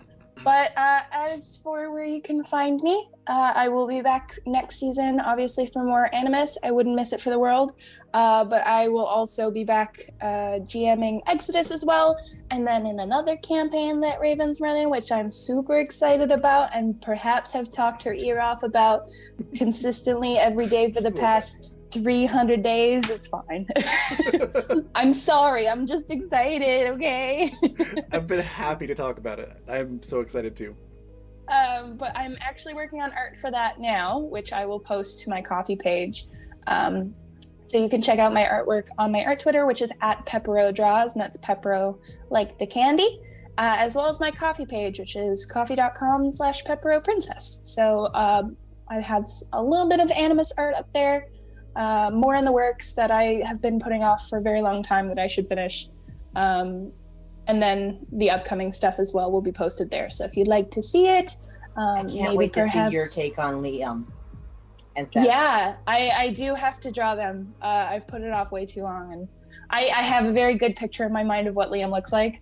I'm still very confused as to what Seth looks like, because I don't recall any solid details about him. So I'll touch base with Raven on that one. We'll see. But yeah, if you want to see all that, some face references and things for him. Yeah, Because I know what he looks like in my head. Cutout. I know what he What looks did like in you my say, head. I just can't describe it. He's got one of those faces. Mm-hmm. yeah. So yeah, we'll see what I can come up with, I guess. But yeah, thank you for having me on this season, and I'm super excited to see the next one. Awesome. Next we've got Jay. What was your favorite part of the session, the season? Where can we find you, and anything else you want to share? This feels like one of those like banquet dinners that just goes on so long because you're like everyone like, and that's not a bad way, but it's just like there's so much to talk about. So my favorite thing from this session, like I loved being kind of in the mafia thing and being like, when is this other shoe gonna drop? Is there even another shoe? That was wonderful because it was so out of our depth. Because normally shit hits the fan at minute 1, and by the end of it, we're like, oh, hey, we didn't get any on us. That's great. But with this session, honestly, the end of the session stuff was really sweet. I loved getting to see everyone's kind of interactions and extra kind of smoothing over of those little bumps we've seen over the way. But it was Jackie corralling kind of the B team of the ship to try to save us. And it wasn't like oh, well, we have to go save these people, I guess, because like they're part of the crew. Like it just felt so genuine and honest in the way that Riley did it. And that was honestly, I was sitting here, I'm like us sitting in the mafia bunker is kind of boring by comparison. Cause like we're all sitting there like, what, like they're not killing us. They're just asking us questions. Meanwhile, Jackie's off like, okay, we got to get climbing equipment. How are we going to break through the comm, breaker? Like, there was so much going on that I feel like even the characters didn't hear about afterwards, because I feel like the doctor wouldn't even tell them. Just be like, okay, good job, they're back, everything's fine. But I loved seeing, and don't get me wrong, I loved all of you, I'm going to get into that in a second, but I loved seeing Riley switch from Lagu, who I loved, But seeing her come into the Doctor's character and really flesh all that out has been one of the wildest fucking rides, and I'm so excited to see season 3, to see more of that, to see more kind of not just backstory but like front story, as a friend of mine has coined it, like things going forward, not worrying about who they were but who they are now. I'm really, really excited for that. Other than that, session favorites or season favorites, potato map, mashed potato map is easily up there. The heist, the art heist. Oh my god. Just the sheer number of things that went wrong and somehow went right. Like it wasn't even a comedy of errors, it was like an error of comedy. It just kept going and kept expanding. And I think we all kind of came into our own in that moment. Like that was a really almost like the high point of the season for me. Yes, especially what the Doctor pulled. Like there's so much to it though. It wasn't even just the Doctor. I think all of us really had a moment in that. We all kind of played a part. We couldn't breathe half the session because like my abs hurt for days afterwards because the whole thing from that. It was so funny. And I think that's my favorite thing overall from the season is I was talking to a friend about this. I have never cried during a role-playing game. I have trouble crying in general due to many reasons. But I've cried twice in this game, and that is a testament to how invested I am in the story we're telling. Like, I've never felt this connected to a character or to the other characters I'm playing with or to the other players. You're all my family. And I don't say that as like I love my friends. Like, no, like I trust and love all of you implicitly. And that is not something I say lightly. Yeah, this season has been a fucking trip, and everyone else has kind of said what I want to say. Like we all started growing past the kind of skeletons we made, past the literal skeletons we had, chasing us or haunting us. And I'm really, really excited to see what's going to happen in season 3, and also to reveal the horrible backstory that I've made for Sparky, the poor little bean. Oh, Sparky. Oh yeah. Yeah. It's gonna be great. It's going to be great. So where you can find me next is next season. You can find me in Animus Absentis on Saturdays again, but you can also find me and Alex and Econorlax, as well as some other lovely people, in Water, which is coming back for season 2 on Tuesdays. Is that Tuesdays? Yes. Okay. Tuesdays at I'm 6 p.m. Mountain Time. It's a Subnautica-themed game. It is a fucking riot, and I don't know what we're gonna do because one of the crew members definitely wants to kill us, and I'm so excited for it. Other than that, I think that's all the places I'm going to. I will shout this out again. After Christmas is when I plan to announce playtests for the system I'm making. The best way I can describe it is Speed Racer mixed with F-Zero. It's just as silly as you're imagining. So if y'all want into that, just keep an eye on my Twitter. And if you want to see some weird tweets from this season, just check out the Cryopod9 Twitter, because what the fuck am I doing with my life? I could have been doing this the whole time. Oh, goodness. Yes, I absolutely want in on testing out that system. That sounds amazing. So that just leaves me a favorite part of the session. I also really enjoyed watching Riley plan out things for the Doctor, and definitely the B team on the crew, no question about it. And I'm almost a little sad that we didn't get to see that play out. I was fully expecting you all to be chaotic and do what you usually do and need rescuing, but then you just went along with everything. I'm like, oh, this is going to go smoothly. Okay. So it's really funny you're talking about waiting for the other shoe to drop. I was kind of also doing the same thing. It's like, yeah, okay. They're not resisting. They're they're answering questions while still being like, no, screw you. Like, okay, when are the arm blades coming out? When is Sparky gonna try to hide and like, jump on somebody? When is when Seattle going to try to MacGyver a bomb out of, a 9-volt battery and something that's sitting on the table. It feels like one of those things where they filmed that segment and then they show it as though it should be happening, and then a smash cut to all just sitting quietly in a room. Yes. Yeah, it's like the dream sequence kind of thing. Yeah. It's too bad that I'm not an animator. Like, just the beauty of that would be astronomical. I would love to see that animated. It would be so incredible. But yeah, so I also had that same sort of sensation. I was like, oh, okay, well, this is going smoothly. Okay. So yeah, We behaved for once. Yeah, it was weird, but it was great. So yeah, I really enjoyed what Riley did with the kids, and all of your facial expressions during the whole thing, like when we were finding out things about who this family is exactly. Like, Alex, your eyes were like wide as dinner plates. It was amazing. I legit, as I said, I basically gave you the bare bones kind of like, yeah, this is the one backstory plot point I want to have. This is kind of how he's connected to other people. Like, this is the basic gist of the backstory I want to use.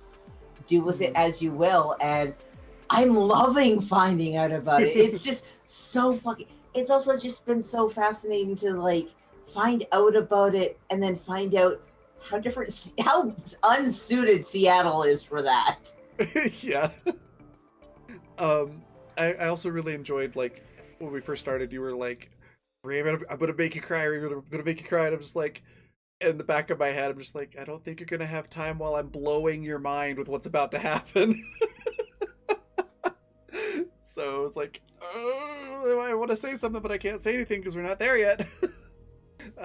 So yeah, lots of favorite stuff from this session. The season, things that immediately come to mind are, yes, mashed potato map, bullet words, cheese pun.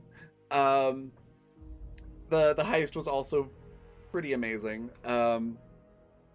All of the character development and all of the feels, just it never ceases to amaze me how every episode we managed to go from like, holy shit, I really feel what these characters are feeling, and like, this is really dramatic and moving, and in literally the next scene we're practically throwing pies in people's faces. The mix of comedy and drama, words are hard, comedy and drama, the mix, the dramedy, if you will, the comma drama dramedy, is amazing, and I really, really enjoy it. And yeah, I second everything that Jay said about y'all being family, and not meaning that lightly. Absolutely, I absolutely love doing this every week, and I'm not sure what I'm going to do with myself on Saturday nights for the next little bit as I'm prepping for next season. Well, you could come and play the Wild 8 with like Jay and a bunch of us. We can always just voice chat. Oh, yeah. I'm not going That's anywhere. That's true. We can always talk to just each get other. together and like play Jackbox in character. Oh would love no. Oh no. Where else am I going to go on voice chat and go cheese pod? I just Yeah, It's true. we It's true. we can talk about Uncle Tommy and what Uncle Tommy. We gotta talk about Uncle Tommy, Yeah. especially around Uncle these holidays. I don't On know this- about this Uncle Tommy, y'all. on this Oh my the Christmas of 2020. We gather here today to honor Uncle Tommy. Hey, Uncle Tommy, we're celebrating in here. Come on. Come on, we gotta set you on fire. Oh my god. Anyways, Do we burn Uncle Tommy in effigy? that's what he would have wanted. Anyways, pork chops. That's another favorite of this season. The whole thing was fantastic. Where you can find me and all of that stuff. So this is the last tabletop stream that I am GMing or playing in for this year until January. But on Friday at 6 p.m. Mountain Time, 8 p.m. Eastern, I'll be producing the finale for school days. So that one will be next week. That's the only tabletop stream for next week as well. But between now and January, I do plan to hop on and do some like Phasmophobia and other video game streams and just hang out with all y'all. So keep an eye out on my Twitter for announcements on that. And then, so that's where to find me. Other important things to share. The system that this game runs on, Fundamental RPG 2nd Edition, is now available for pre-order. You can find that, just get the links in chat. There's a link in chat for it at my coffee shop. You can do a PDF, a paperback book, or a combo of the two. Each variation only has 25 copies available for pre-order, and they are discounted. So once it does go into print and everything, those prices will go up a little bit. So definitely take advantage of that while you can. Can I give a quick word of endorsement? Sure. This game, this system is so much fun because you can run like a straight sci-fi game like we're currently running, where we're not even touching one of the mechanics, which is magic, which can be mixed with your sci-fi thing, allowing your android to learn magic in both a kinetic and lightning class and make a magic spell called I Am Become Gun. Yeah, the magic system in the game is super versatile and flexible. It's amazing, and you get to make puns. Buy it. Thank you. Yeah, Alex was also in Hunters of Calamity 2, which also ran on this system and did all of those things that he's talking about. So yeah, it's available for pre-order. Like I said, the price is discounted. The prices also include shipping. So if you're worried about that, the price that you see there includes the shipping for it. So you don't have to worry about paying shipping later or anything like that. It'll just get sent out as soon as it's ready for print, which will be early March is when it should be available.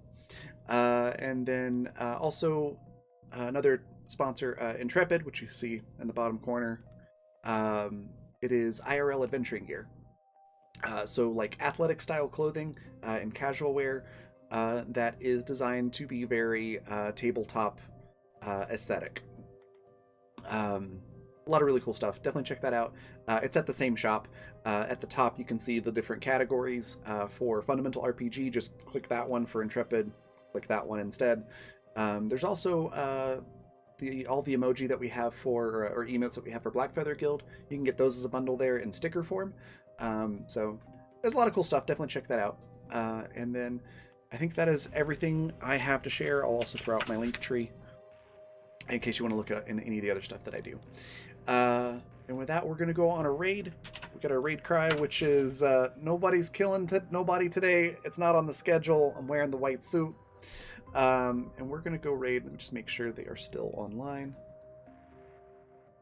Yep, we're going to go raid Polished Cryptid. Fantastic person and streamer, and a great channel to follow. She does a lot of tabletop stuff as well. So definitely give her a follow if you are not doing so already. And then, yeah, I will see you all at some point in the next couple of weeks, but for sure back here in January on Saturdays for more Animus. Bye, everybody.